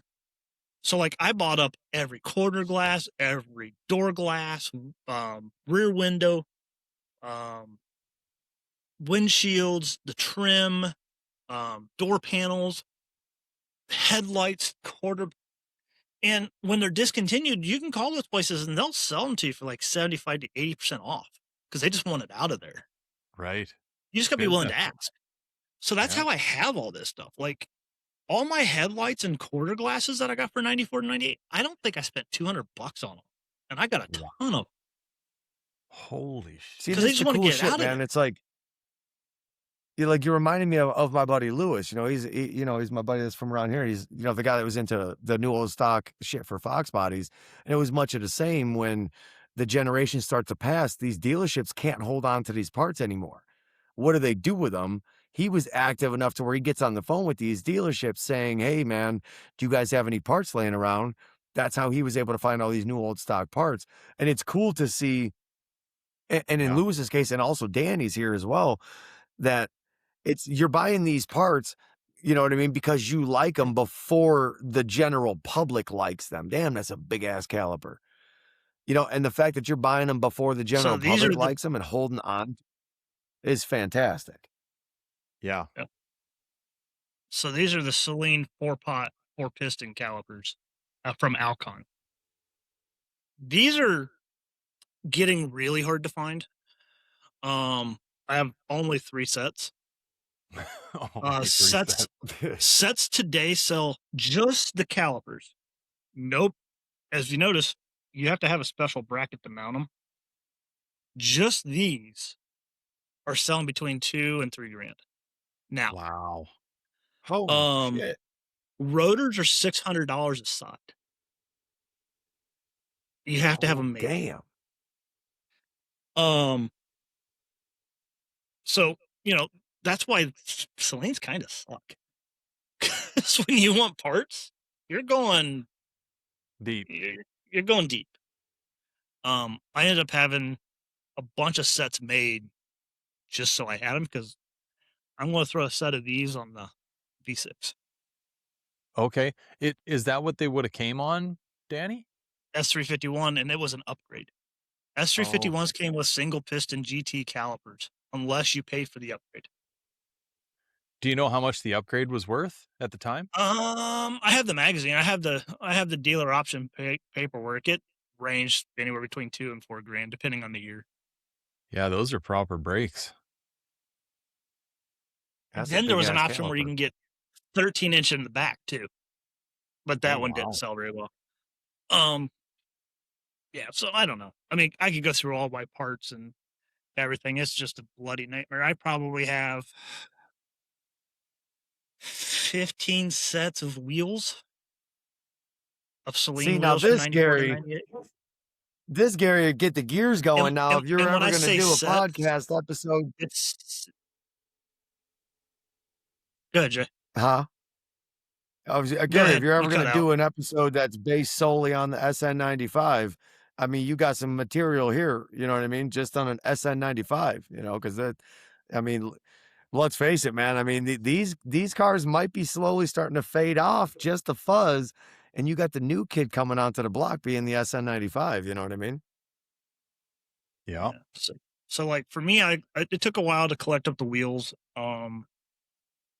For a set, I consider a set of 6 wheels. So 18 and a half in the front, 18 and a half in the back, and the 10-inch optional rear. Mm. So I have, 10, 15 sets of those. But I mean, that probably took me 20 years to collect all those. Like it wasn't Right. something it took forever, and I've restored every set. I wanted the magnesium wheels, which was the optional wheel, and everybody was stupidly priced on them. And I was looking for a shifter knob, the Momo shifter knobs that Celine used. And one of the guys over in Australia that I was dealing with a lot for Recaro parts, he's like, "Hey man, I just bought a business that just went under, and they got a bunch of Speedline wheels. Here's an inventory list." So he sent it to me, and I was looking through it, and if you knew the Speedline part number versus the Celine part number, I was like, "Can you go check those? Like, is that really that number?" And he's like, "Well, let me, unpack." He unboxed them, which already had me wanting to shit myself. They were still new in box. And I'm like, how can you validate the numbers right? So he took a couple out, took photos, put them back away, never mounted, never in out of the box until he took pictures. And it was 8 sets of 8.5s and 10s for the rear. And he sold them to me for $500 a set. Oh my. Australian dollars, not US, Australian dollars, which was like 3 something American. Holy Oh shit. yeah, like fuck. I always joke around about how Canadian money's worth shit against American money. Canadian money's worth more than Australian money. So that kind of puts things into perspective.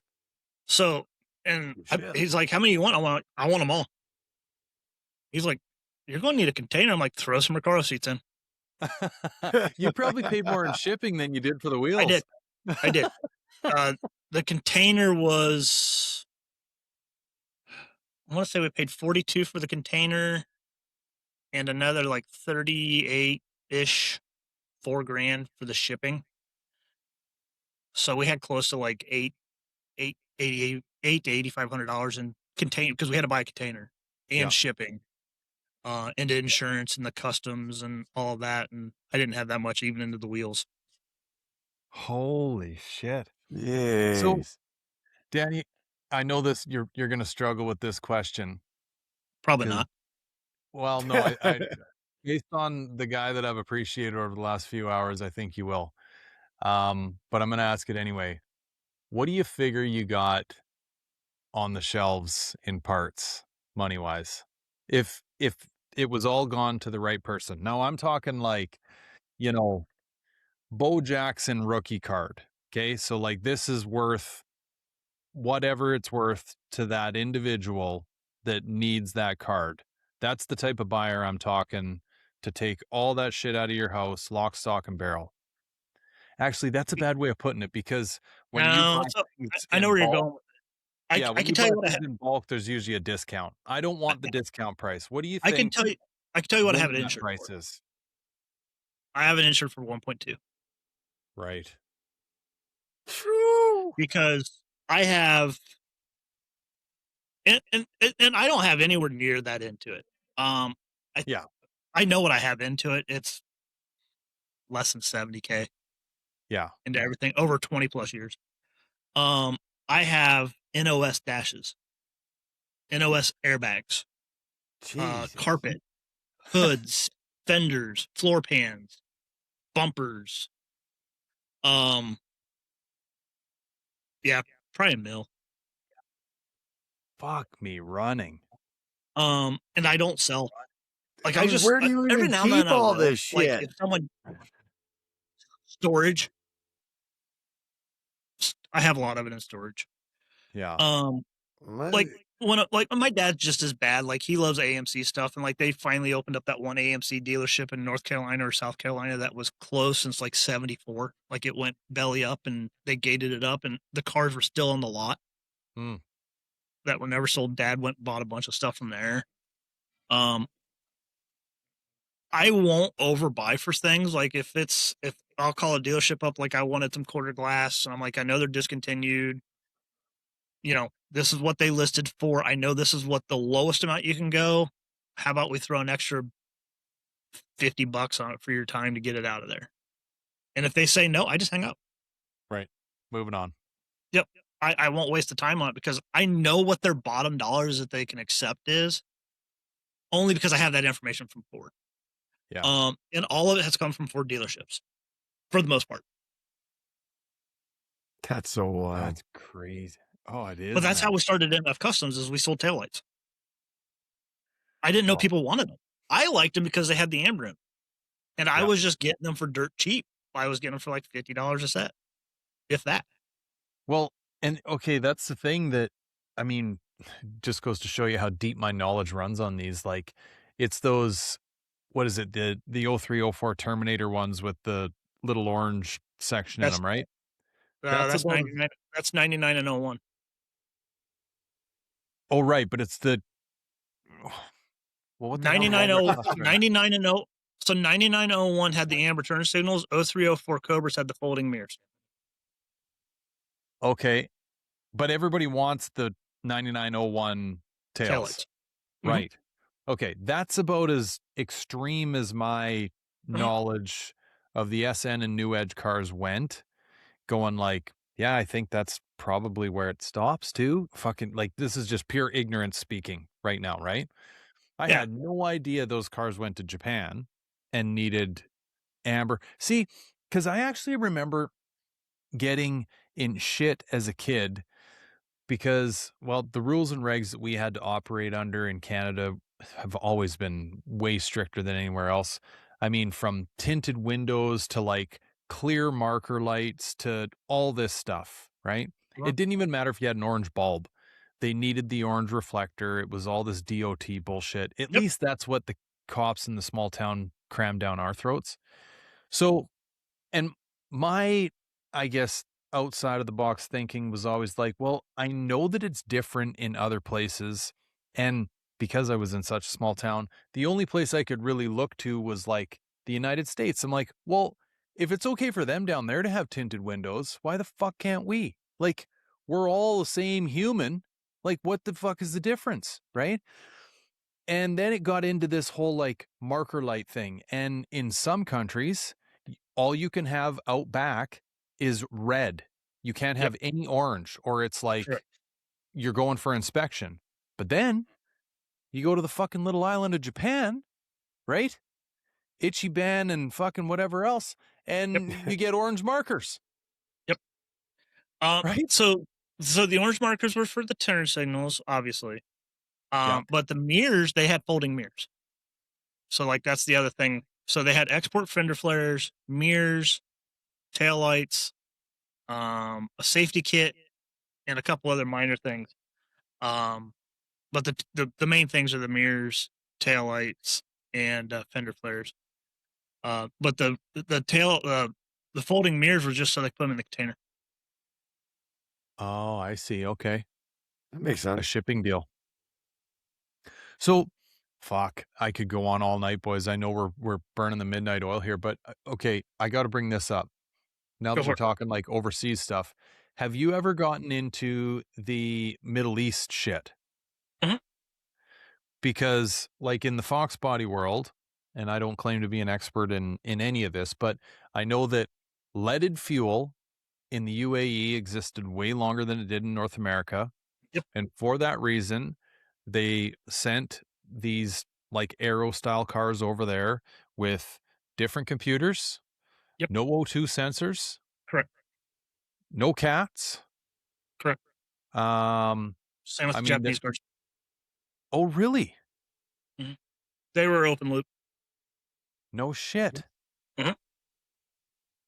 Yeah, man, this stuff just boggles my brain, you know, like because we live in our own little bubbles of wherever the fuck you are.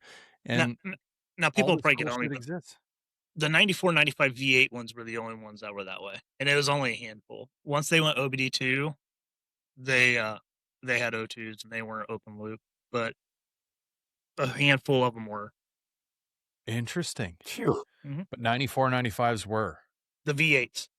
Right. Why the hell, why V8s and not the V6s? It was OBD1. Oh. So it was just, that's all. Gotcha. So it's V6 like, if you get in a 94, 95 V6 Mustang, right, it's got an OBD2 port, but so does the GT, but it's OBD1. It just doesn't work in that car. Really? Mhm. So, like, one of the things that got me big into the electronic side of stuff for the 94, 95s was, I actually have a device where you can see live data off of the 94, 95 ECUs because they display live data like an OBD2. It's just I think they called it, wasn't SCT, but it was called, well, not SCP. It was, it doesn't matter at the moment. But the protocol is just slightly older. But you can watch live data on the 94, 95s, the GTs and the Cobras. So what I would do is I actually made a device that you unplug the factory ECU, put our device in the middle. It gives you a breakout box with an OBD2 port, and then you can plug into it and use software, and you can see everything like you were tuning a Holly. The only thing is you just can't make changes, but you can see the MAF voltage, what the percentage is, the load percentage. You can see your coolant temp, your air charge temp, the injector phasing, all So that like data streamed constantly that you can just watch live on a 94, 95.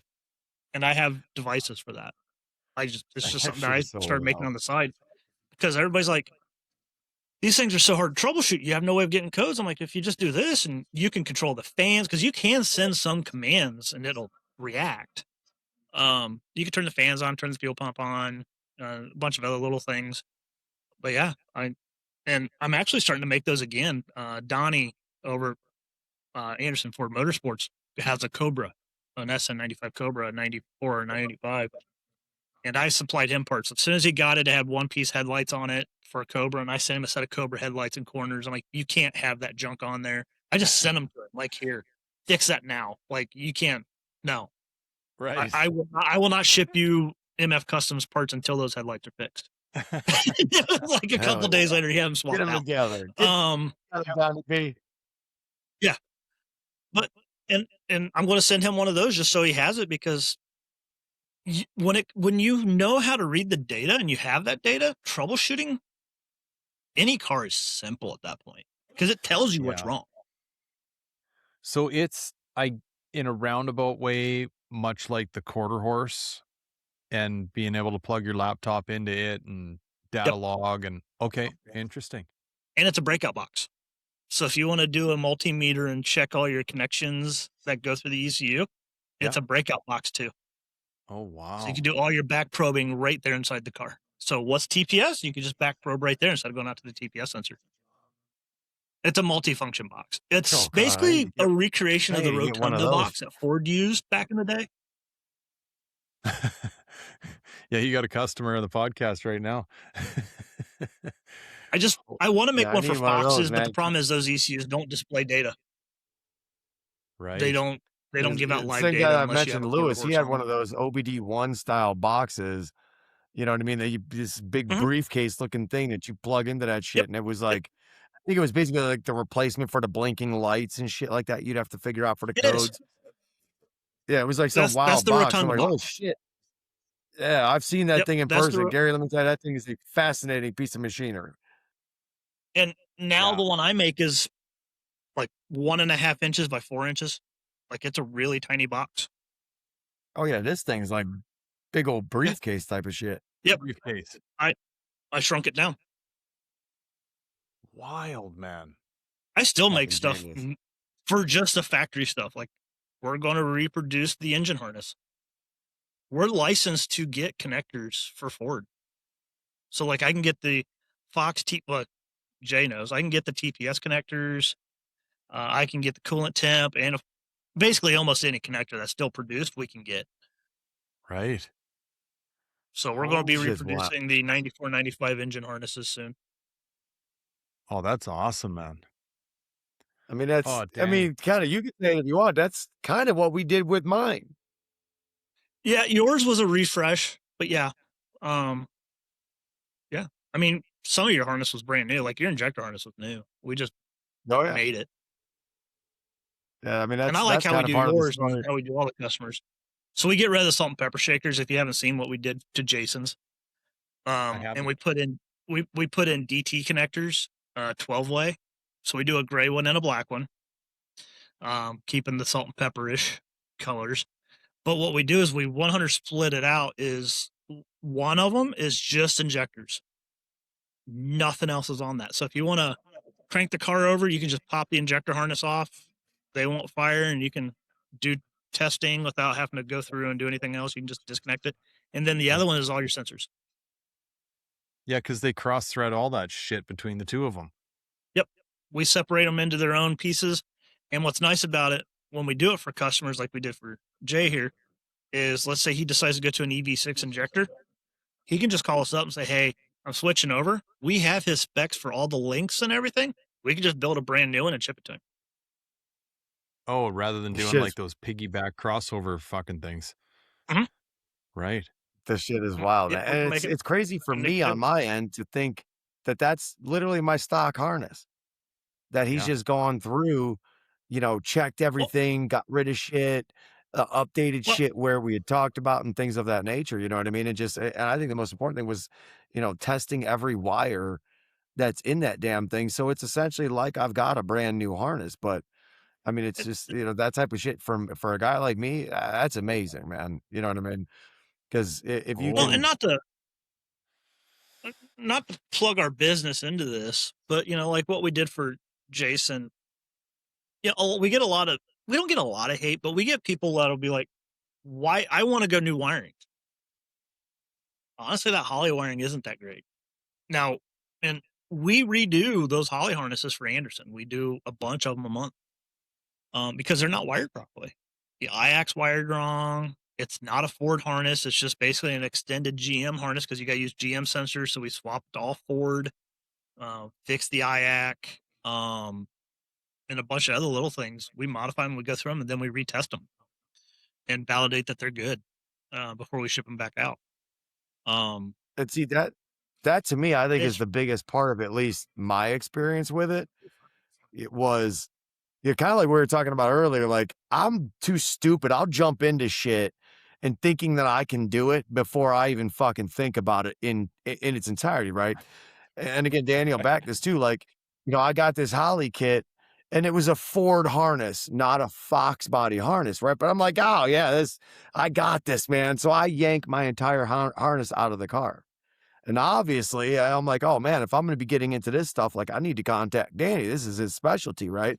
And just kind of saying, hey, what do I need to make this Ford Holly harness work? And when he's starting to go down the list of the things I needed, I was like, holy fuck. Like, wait, I need all this to make this shit work. And the long story short became of it that it was better off for me to use my stock harness. Danny's Right. like, dude, if it's my harness was already out of the car, because again, I'm that type where I act first and I think later. So I'm like, oh, I'm all excited for a new, brand new, like Danny mentioned, a bunch of us dumbasses are all about them brand new wires. Like I was hell bent on just wanting new wires. Don't know why, you know, and then when Danny talked the fucking sense into me is not only am I shooting for new wires, but like I've already got the old harness out. It serves the purpose just the fucking same when you test everything.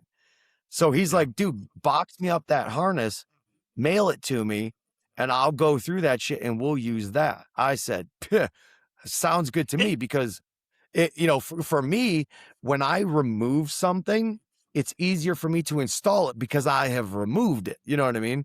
So in my simplistic type of brain, it's easier for me to install something that I've already removed. You know what I mean? And that's why I at least made it simpler in my brain to compute that. You know what I mean? Because it was a lot of just kind of going back the same, sort of. Yeah.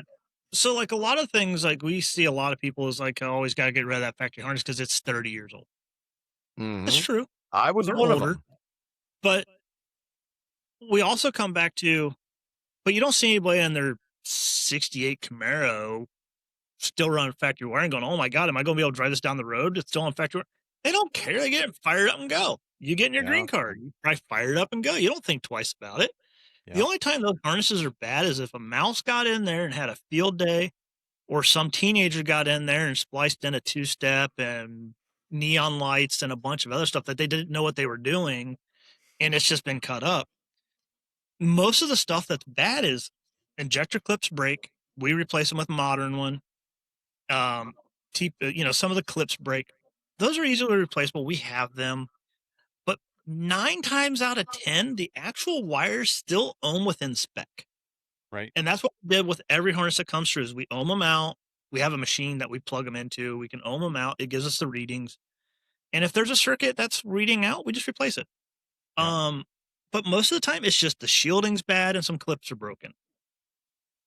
Why not just fix it, refresh it so it looks modern, and use something that was got millions of dollars of R&D behind it versus something that was just drawn up on a whiteboard and said, let's just make this out of a GM harness and tell the Ford guys pound sand and have fun. Well said. That's how I look Very at well it. said. And this isn't a diss at Holly, but like if you look at their instructions on building harnesses, your ignition harness should always be shielded and use a dedicated ignition ground. If you go look at their TFI harness, it's not shielded.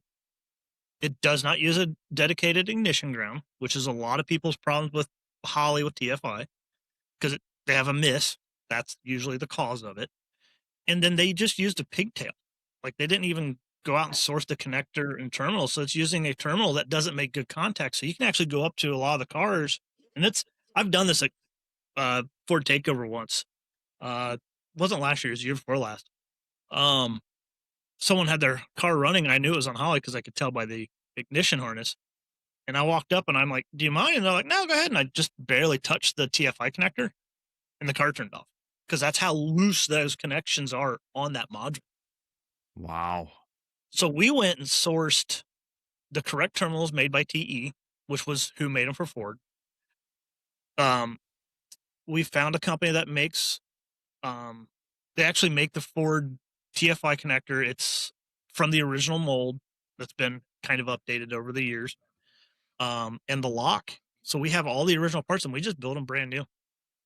And it's cheaper than Holly's. Wild, buddy. So yeah, I have my brand new Holly harnesses still sitting in its box, and my Ford shit is sitting right over there. You know, and it's one of those where it was the path of least resistance for me. You know what I mean? And I imagine that when I say for me, it applies to many other guys that are like me. You know, that it was a path of least resistance. And again, it's as we mentioned earlier, is we're adding in. I feel like things that Holly harness, and Danny could probably answer this for sure. Like, we're adding in things that harness would not have been able to support otherwise. You know, like coil packs, E85, the traction control, paddle shifters. There's just all these things that, and I feel like the paddle shifters may be more on the trans side of things, but you could add all these things on to the stock shit that came in these cars. And everything else is already adapted the way it's, you know, the way it's supposed to be. And it was like, you know, when he was able to sit down and kind of express that to me in a way I could understand, I was like, oh shit, this is easy. That's the easiest, that's the path of least resistance. Let's go. You know what I mean? And that's why I think there's just so many benefits to people learning more about MF Customs to make shit easier on, you know, the installs. And again, I say for guys like me, putting the major emphasis on, I'm a mechanical type of guy. You know what I mean? Nuts and bolts. You know what I mean? I can't understand shit I can't see. You know, and that's the electronics of shit. You know what I mean? So it's one of those to where these are the type of steps that just make things exponentially easier along the way. You know, just so much more user friendly. I guess go ahead and say it. Yeah, I'm not a fan of compromise in a way. Like, and I think that's the thing that annoys me a little bit is some people are like, well, I went to Holly and I lost cruise control. We'll just pick something simple. That shouldn't be an excuse. It should work. Like, if that car came with cruise control should work no matter what you have in it, regardless. Now there's people that are probably listening to this be like, well, I made cruise control work. Well, you're not scared of doing wiring. But for most people that are nuts and bolts and don't want to get into wiring, they're never going to get cruise control working again, AC. They might be able to get the gauges because Holly gave some instructions for some of the gauges to work. But I feel like, to me, like, you just you spend this money. I think they're like $1,600 now. You spend all that money and you lose features in your car. Yeah. Where does that make sense? And it doesn't to me. And that's why we make the products we make, because you shouldn't sacrifice, and we give you more than what the car came with. You know, and not only are you know, you not like, sacrificing, but you're gaining. yeah. And like, you know, we just released this week our plug and play dash. So now if you want to go to a Pro Dash for Holly or Haltech, we're going to support more, but you know, those are the two that we started off the bat. It's back to no wiring. You don't have to worry about your turn signals, your fuel level, your alternator circuit for charging, because people forget about that when you get rid of the clutcher. Your alternator doesn't charge anymore. Right. We made two little devices. They plug into the factory connector. We give you the harness. You're done. It just plugs in. We've Plug and already play. taken care of all the termination. Yeah. Quite literally plug and play. We did You a know, yeah. I can't help but think. So going back to asking you the question about how you named this company, and I'm sitting here listening to you talk about this plug and play, and I'm going, motherfucker. That's why I like the name. That's why we like it so much, because This motherfucker. we actually hear that phrase so much on the phone when people call it. It's like, Yeah. fuck it, really? It's this simple? And like, so I wish you, so if you haven't watched any of our YouTube, I'm apologizing to anybody that goes watch it. I'm not good at videos, but we did an install video on the SN, the green one. And the first thing we did, and it wasn't none of it was scripted, but I had the whole Holly kit sitting out on a table. I'm like, okay, we're going to do an SN95 install. We're going to show you how easy it is. Blah, blah, blah. This wasn't with our product. We just had the Holly kit sitting out. I'm like, and I'm going through, you're going to have to do this wiring for this, you know, I'm going through it. I'm like, you know what? And I took my hand and I just threw it all onto the floor. We're not going to do that. And I threw our product down on the table. I said, we're just going to do this the easy way. And I already had the car jacked up, so I gave myself a time penalty for jacking the car up. But to take the wheels off, I used a lug wrench. I used a screwdriver for one ordeal, and a box wrench, an adjustable box wrench to get the O2 sensor out to install a wideband.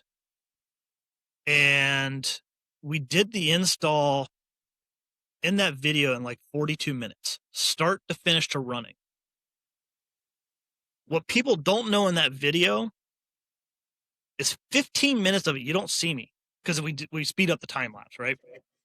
That 15 minutes is I misplaced my freaking zip ties, and I'm searching everywhere through the house, through the garage, in the shop.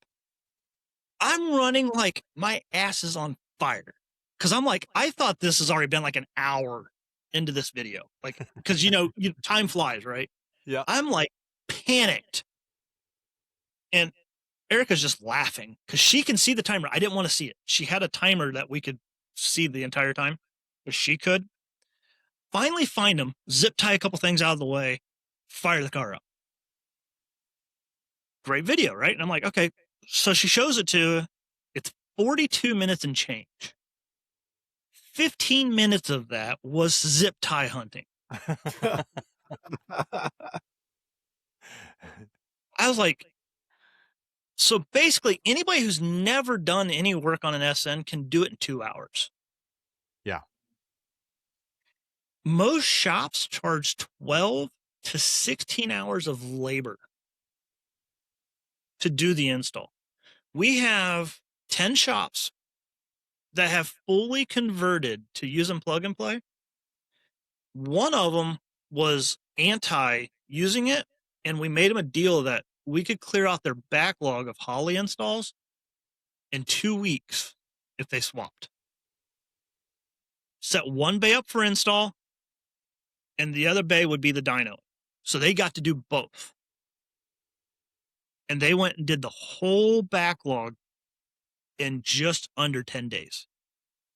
So just to clear this up, Danny, so what you're saying is these guys are still using the Holly ECU, but getting rid of all the Holly copper and using yours. Yep. Okay. They had one guy that would go in, pull the car in, go into the bay, pull the ECU out, put on an adapter, install the harness, put the sub in, hook up the wideband, hook up power, use the wizard, let it run like crap because the wizard tune is horrible. Pull it out of that bay, put it on the dyno. That guy would start tuning. The other guy would go back out, go grab another car, bring it into the other bay, start another install. And by the time he was done, that other car was basically almost tuned, going back outside, swapping cart. And they did around 2 to 3 cars a day and cleared out their backlog because this was back when like 2022, 23 timeframe. Yep. So everybody was doing it because, COVID, no one was going out, blah, blah, blah. And he did his first full Holly install since then, just a month ago, because the car had no wiring. And the first thing he called us was, you wouldn't have any Foxbody harnesses, would you? Like factory harnesses? Because I really don't want to wire one. They've got so used to it that they didn't want to go back. Okay. And just to add some more context to this. So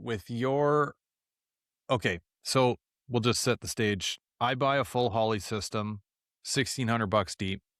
I think everybody knows, if you don't, Holly flips a lot of your sensors over to GM style sensors. Yep. Does all of that go out the window if you stay go all with the Ford Customs? You stay all Ford. You don't touch anything on the car. So your steps are in place. Your steps are remove the ECU, hook up our adapter, run our main harness from our adapter to the Holly, run our sub harness from our adapter out to the engine bay, remove your driver side O2, install your wideband, hook up the wideband, run your power harness out to the battery, plug it in, turn the ignition on, do the Game Boy tune, basically boop, boop, boop on the handheld, fire your car up. That is all the steps you need to do. Motherfucker. Yeah. It's crazy. Hey, you heard and saw my car running at pits, Gary. It shit works. Yeah. You know what I mean? It's fucking wild. It's still mind blowing. Okay, so I'm just looking at this like from a shop's perspective. So the most complicated part of this install is welding in a wideband bung. Nope, you don't do that. Just take out the driver's side original O2 and plug it in there. Yeah. You don't even need to weld I'm on a not telling bung. you to. You did not listen, Gary. I did not say anything about welding a bung. I No, told you you to take didn't. out the O2. Well, I should have known better. Son of a bitch. Motherfucker. So, okay. And Okay, and so because you're right, it's $1,600 for the kit plus it's $825 for ours. It is Yep. pricey, but we worked with Anderson Ford for Holly, and they package you a kit so you don't have waste. You get our kit, an ECU, the power harness, the wideband, everything you need, and I think it's like, don't quote me, I think it's around $2,000. Okay. Because I don't do their pricing. Right. But then you get a pretty box with everything you need, zero waste. And it's cheaper to go that route, technically. Right. And less headaches. I was just going to say, More man, you could sensors. put the cost into it. When you're removing the headaches, you know what I mean? That's the fucking, that's priceless. You know what I That's mean? the part That is people don't. absolutely priceless. Until you You know, do it's, one, and that's the problem that we have right now is getting customers to realize what is their time worth. But it's not until a customer has done it, it's when they call you up and go, I just did your install. And we probably get this call at least once a month. I just completed the install. I have to be missing something. And we're always like, what do you mean? Well, I did the steps. I did the steps. My buddy just did his car and it took him 12 hours and I'm done and it took me 2.5. What am I missing? Well, did you fire it up yet? No. Well, send me an email real quick with your base information of the car and I'll write you a tune real quick, throw it in and fire it up. And I'll do it with them on the phone less than a half hour. It fire, well, Jason will tell you, it'll fire up, sit, idle, run. And they're like, you don't charge enough. Yeah. Because they're like, this was time well spent because now he's out cruising, going down the highway at 65 with his cruise control on while his buddy's sitting there pedaling the throttle, doesn't have AC, gauge Tail cluster of the doesn't Dragon, work. baby, on an MF Customs tune, my friend. I'm telling you, it was a startup tune with a couple revisions, and that son of a bitch, I beat the hell out of it at Ponies and the Smokies, man. On the Tail of the Dragon, it's wild how well all this shit works, man. Just quite frankly, how easy it is. We test everything between 12 to 18 months before we release. Right. On multiple cars. So we are slow to release. The other thing we do that I think we do different than other companies is we build all of our test equipment in-house as well. So, like if we need a harness tester, if you've never been in that world, those can run you anywhere between $2 to $3,000 per test setups. So if you have one harness and then you have another harness that's almost identical, but it's got a couple different circuits, that's $4,000 because you need one for each. We set, and I was dealing with this and I'm like, man, this is just going to get too expensive too quick, especially for a small business. I'm like, I got to be able to make something like that. Right. And I did. Well done, buddy. So it's just a Raspberry Pi that does all the testing. We can plug our harnesses in, and every harness, when it goes out, is serialized with the adapter. So when you call in and say, hey, I have serial number 373, I'm having a problem, we could tell you when it was tested, how it all ohmed out. Was there any failures any time from the time that it came out of the original box when we built it to the time it went into your box? If there was an issue, we know it. It's got to be resolved. So like we test every system before it goes out is at least tested at least 10 times in the phases. So in a scenario like a PCB, we get these blank. We assemble them in-house. The board itself, before a component goes on, gets electrically tested for shorts. Then when components go on, we test again for shorts and make sure the components work. When it goes into a housing, it gets tested again, even though the housing does nothing. But that housing, once the housing goes on, it gets a sticker for a serial number. Then once the circuit board and the adapter, which is what this is, has its serial number, then a harness gets married to it. Then it is tested by itself. The sub harness is tested by itself. It's all married together and hooked up, and it's all tested through the adapter as well Wild. in multiple states. Yeah, So- you ain't getting that done at the big box stores. That's for damn sure. So when people are like, well, I know it's on the shelf, how soon will you ship it? Usually 1 to 2 business days. All that testing is typically done before it goes in its permanent box. So it's pretty rare for us. It happens. We're human, but it's pretty rare for us to have a product come back with an issue. Right. The coolest part about it too, Um, they had a cherry on top of that. Like when I got my harness and everything that comes with it, I get paperwork, like a copy of the paperwork. Obviously, the Yeah. paperwork being more important to Danny and the crew, so that they have every knowledge of every wire and what has been done to my harness, so that if I ever have any issues down the road, I can either reference my paperwork and I know every fucking wire, you know what I mean? Or I could say, Danny, I'm too lazy or too stupid. I don't want to reference it. I could reach out to Danny and he has all that information logged. So if I want to add something or change something, and he could probably put this into better words, but there's always that documentation of what you have as well. You know what I mean? Right. So I can, not that I'll ever do anything with it because I'm a dumbass, but I can note what every wire is doing, where it's at, where it's going, and yada, yada, yada.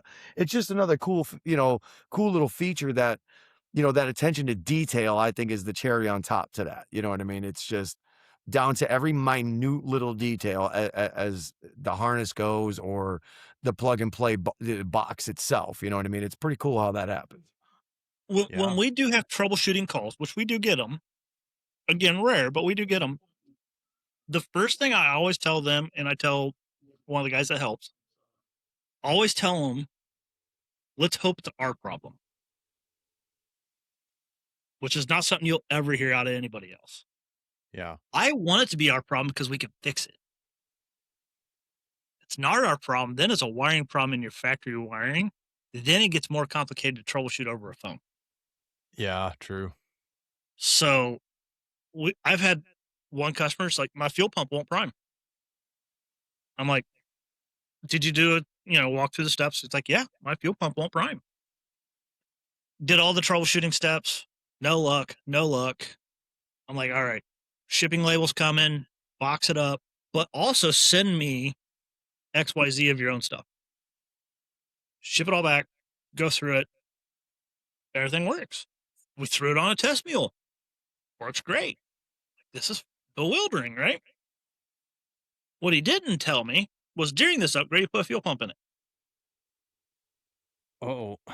Dead on arrival fuel pump. Oh, really?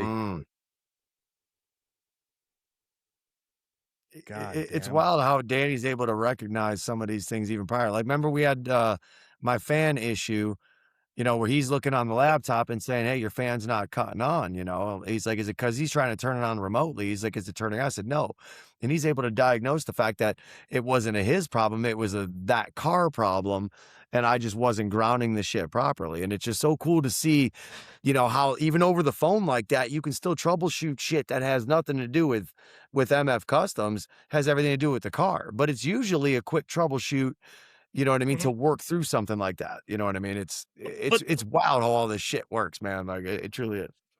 But the other benefit with our product that I think is key is if you are having a problem, it only takes you 60 seconds to swap your stock ECU back in and fire the car up. Yeah.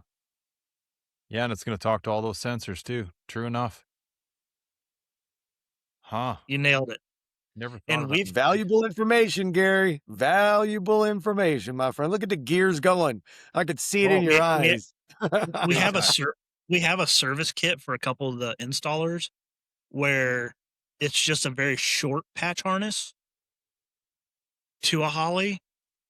So this way, when they got to go pick up a car and the stock A9L or whatever is bad, it's basically designed for open loop. There's no wideband, so the fuel's fairly close for a stock car. They could just plug it in, fire the car up, and drive it to the shop instead of having to pay to tow or whatever. They'll just drive over and put it in real quick. Because, the factory ECUs are going, right? They're starting to go bad. It happens. They fail. And they're like, it's so worth having because they know they can at least put that in, fire it up, drive the car onto a trailer or whatever and get it out of there. We call them service kits. Cool. Danny, sorry, I'm just going back like 10 You're minutes fine. now, but when you said you get rid of one of your O2 sensors, I'm curious, does your wideband, does it plug in and come talk up through the old O2 harness, or do you No, drop a new harness down? we drop a new one in. Okay, right. We drop a new one in because it's 6 wires versus 4. Ah, okay, fair enough. The other thing we do, and we don't announce it, but we do it on purpose, is I mentioned just take the driver's side out. I didn't say anything about removing the passenger side. Yeah. We still power and heat the original O2 sensor. We don't do anything with it, but we power and heat it and monitor it. So this way, if you ever decide to throw a stock ECU in it, you haven't been sitting there burning fuel through an O2 sensor that's just sitting there doing nothing. We keep it alive. So keep it alive, but maybe So if you ever skip have to roll what do back, yeah, but what do you do with it? Because you're pulling we're it doing out of the nothing. H pipe, No, let's say the passenger side. Let's say the one that you left the passenger one in, but you took the driver's side out. right? We keep the passenger line alive, so this way, if you ever do roll back, you don't have to worry about having a dead O2. Oh, I see. Right, because now you're going off the wideband signal, not the O2 sensor. Gotcha. Okay, I'm tracking. We did that Um, just because you never know. If someone needs to roll back, you don't want to burn up an O2. We right. tell typically people to go ahead and remove it and put a plug in, but if they don't, we do it in the back. I see. Okay, makes sense. Um, one wideband or options for two? How does that all? So it's one. Holly only Yeah. supports one on the Terminator X, but if you can look at the screen, you'll see where it says secondary wideband. We make our own controller that you can plug in. So if you order our adapter, you can order it with a second O2, and then Yep. your sub harness has 2 O2 connectors on it, and then you get 2 O2s, Okay. 2 wideband. So then you're whatever. Yeah, you're tracking both sides then. Yeah. Okay. Jay's Very got cool. it in his. Yeah. Yeah, I got that in mind, and it was one of those things I just think is the coolest factor of, not only being able to monitor one side, which is nice, but you can monitor both sides and tell the true health of the motor. Like, I mean, that was Yeah, just I a mean, cool. That was a nice. Little, it's not what's that? it's the same width as a factory ECU, Huh. Yeah. and we actually had this connector made. We produced these. Oh, cool. So we started out by taking old takeoffs, but now we produce these. Very cool, Danny. So, okay, just to clear that up for me. So that box, Mhm. That's the tag adapter. teams with the Holly. Yeah. So you recognize this. That's your factory ECU connector. Yep. Yeah, the So 60 then the pin or whatever backside, the fuck they call it. yep, this is a 121 pin connector here. This would go to the Holly, Yep. and this is our sub harness connector. Okay, on the one side of it. Yep. So like this, the smaller side is 40 pin. Yeah, like he's got Bodo. Okay. Yep. So this goes to the sub harness. So this has your wideband, oil pressure, fuel pressure. So if you want to run those, an external map sensor, which Jay's got on his because he's supercharged. E85. We also do an ignition connector, which I don't know if I want to keep that forever, but we do it. I like it for the Fox guys, so it may always stay there. That gives you the ability to convert from a distributor with a TFI module built on to where you can throw a 94, 95, SN95 distributor on it, which has a remote mounted TFI. And we make that harness. Okay. Very cool. And everything still works. Like your tack would still work, and it's just pull the old distributor, that TFI connector, just tape it up, put it out of the way, run our harness, hook it up into the sub harness, and you're done. You can now have a remote mounted TFI. You can put it wherever you want. I think Donnie put his in the fender well, so it stays nice and cold. Yeah, there's actually guys making like heat sinks and jumper wires and all that stuff to kind of remote mount them now. I don't like those. I know. I It's think still one of them goes in like the like airbox area. I want to say. Yes. Yep. Yeah. Huh. So the SN95 is basically built. That's what Ford's fix was for failing TFIs, was to throw a TFI module that's remote mounted without the 3 pins on the top. Put it on a heat sink, throw it on the fender well. Yeah. And they did it on the trucks too. And it does, knock on wood again, they rarely fail. It Right. fails, but it's way less. Like Jason was telling me one day, he's like, I carry spare TFI module. I'm like, I can't even think or fathom having to do that in my car. Like, I've never had to. Right. Always got to keep a Ford TFI sitting in that glove box, man. That's just a rule of thumb. You know what I mean? With these cars, it seems like that was one of the early on pieces of advice that I was given. There's a couple parts that you need to just have with you. It is such a weird fail point though, right? Like that distributor and TFI module rolled off the Detroit fucking line in 1992 and it's still fine. You know? So the it's weirdest a thing, heat man. issue. Yeah. So, and that's what's, you got that TFI right dab smack in the middle of that heat source. Yeah. So I like it for the Fox guys just because it gives them a possibility to convert to something else. Yeah. Some people are probably going to listen to this and go, well, go dual sync. Yeah. Yeah. Then you got to buy a CDI box because you can't run it without it. So you're going to have $800 into this. Yeah. And then if you have a failure, you can't go to the parts store to go get parts for it. You got to ship it in to have them rebuild it. Yeah. And so now you're down for days. And that was the other thing with the product when we launched it, or before we launched it, is the concept was, I don't like the fact that people got to know what GM coolant temp sensor I have to have, or what GM idle, or, all of that, right? Like, I want to be able to say, I'm driving my 88 Mustang, I need a TPS sensor, or I need a coolant temp sensor for my 88 Mustang. Like, I don't like the fact that people are like, well, I think it's an 02 Camaro SS with blue paint, like one of those situations. Like, your car. That's all you should ever need to know. So, yeah. I know one. maybe I'm bullheaded. No, you're not, buddy. I like that way of thinking. I take a lot of shit for this, and I've gone both ways with it. But the old Thermactor delete and then running the Ford pulley, right? And my go-to in that realm of things, and this is a way simpler example, but I was always like, and sorry, I should preface this again. This was always coming from a Canadian's perspective where all of our parts come from America and we never have anything on the shelf. So my argument always was, throw the idler in there. Don't delete it completely, because when you're out in the middle of bumfuck nowhere and you need a belt for your 8750, they might have a stock size belt laying on the shelf. But if you go, fuck, I can't remember, is it an 86.5 or an 87? I don't know. And the fucking parts guy's going like, is it 4-wheel drive and does it have windshield wipers? Like, so anyway, same shit, different pile, right? I wanted to make it as simple as possible to where even if we don't give you instructions, you can still do it. Totally. And I think we've accomplished that.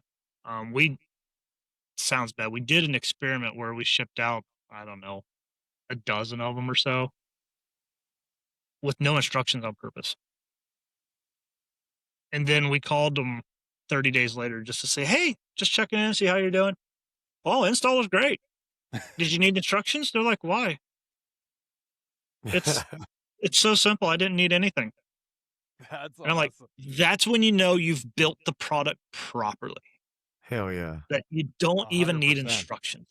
Now, granted, how many of us really look at instructions when we do installs? But I read every instruction manual that I get front to back and twice. Just Yeah, saying. right after I fuck it all up. Yeah, exactly. Yeah, I only What I was use that waiting as a for. circle back reference. Like, oh shit, this ain't supposed But to be going this way. those are the things we strived for, and I think we're doing. It goes back to what we were talking about hours ago. Was I need to figure out from a business perspective is how to get in front of the customers that don't know we exist before they go down the rabbit hole of I just bought this, nothing works, I've cut everything up, I'm pissed off, I'm 2 weekends into this. My wife's yelling at me because we're supposed to do ice creams and burnouts this weekend. I'm not going to have the car. Save me. Like, those are the people I'm trying to.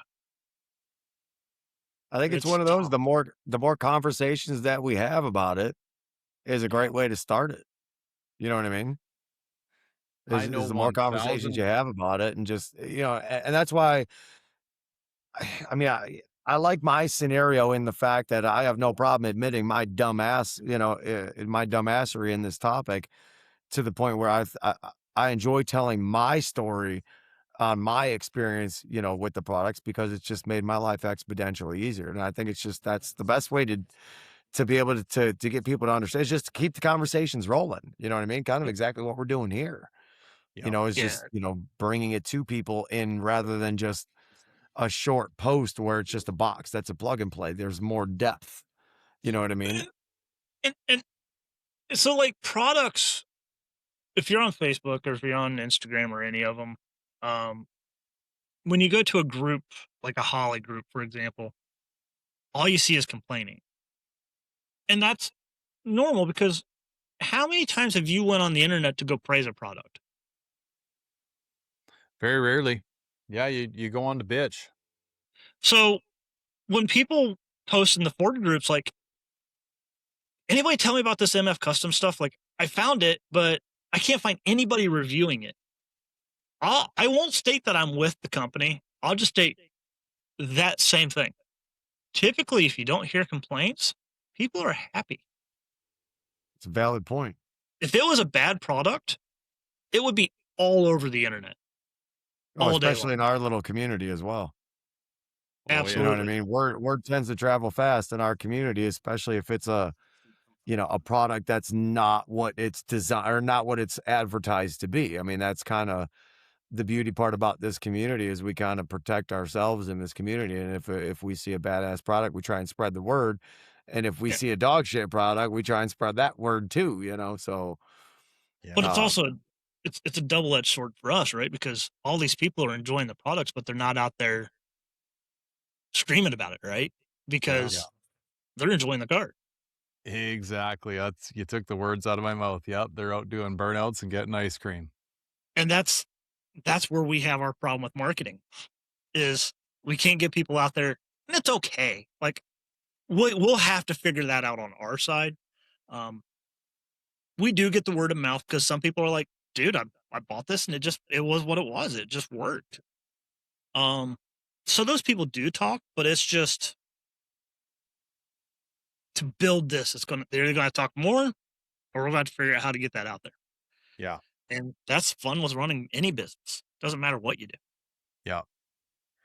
Well, you know what, buddy? That's probably a real good place to wrap because I want to pick your brain after we're done recording here for a minute or two, if you don't mind sparing that for me. Yeah, I'm good. Okay, buddy, I can't thank you enough for doing this. This was not only an enlightening conversation, this was like an enjoyable, you don't even know where the time went style conversation. This was a ton of fun. Yeah. That's why I love this stuff, man. You can learn so many Yeah. new things that just keep your interest so much so that, like you said, you lose the time, man. I mean, me and Danny have spent so much time on the phone because of me just picking his brain and asking questions, man. It's just so cool to learn more about this shit, man. I love it. Yeah. Yeah, I'd always love it when people want to call and just ask questions because you don't learn anything without asking. Yeah. And I don't believe in stupid questions. Jason knows that. Yeah. Stupid Um, questions. Oh, one yeah. that's not Oh, asked. yeah. Perfect. Exactly That's what it true. is. That's Yeah. true. So if you ever want to have a debate with Foxes versus SN95, you have my number. I'll jump on that train all day long. Deal. I got a feeling there's probably a round 2 and a round 3 of this coming, Danny, for sure. So, and Jay, always a pleasure, brother. Right? Yeah. Thank you so much for Man, joining us. glad to dude. be here, I brother. really Thank you appreciate it. for the invite once again. Yep. Thank you. Appreciate it. Yeah. Okay. Thanks for listening, guys. Appreciate it. See you guys.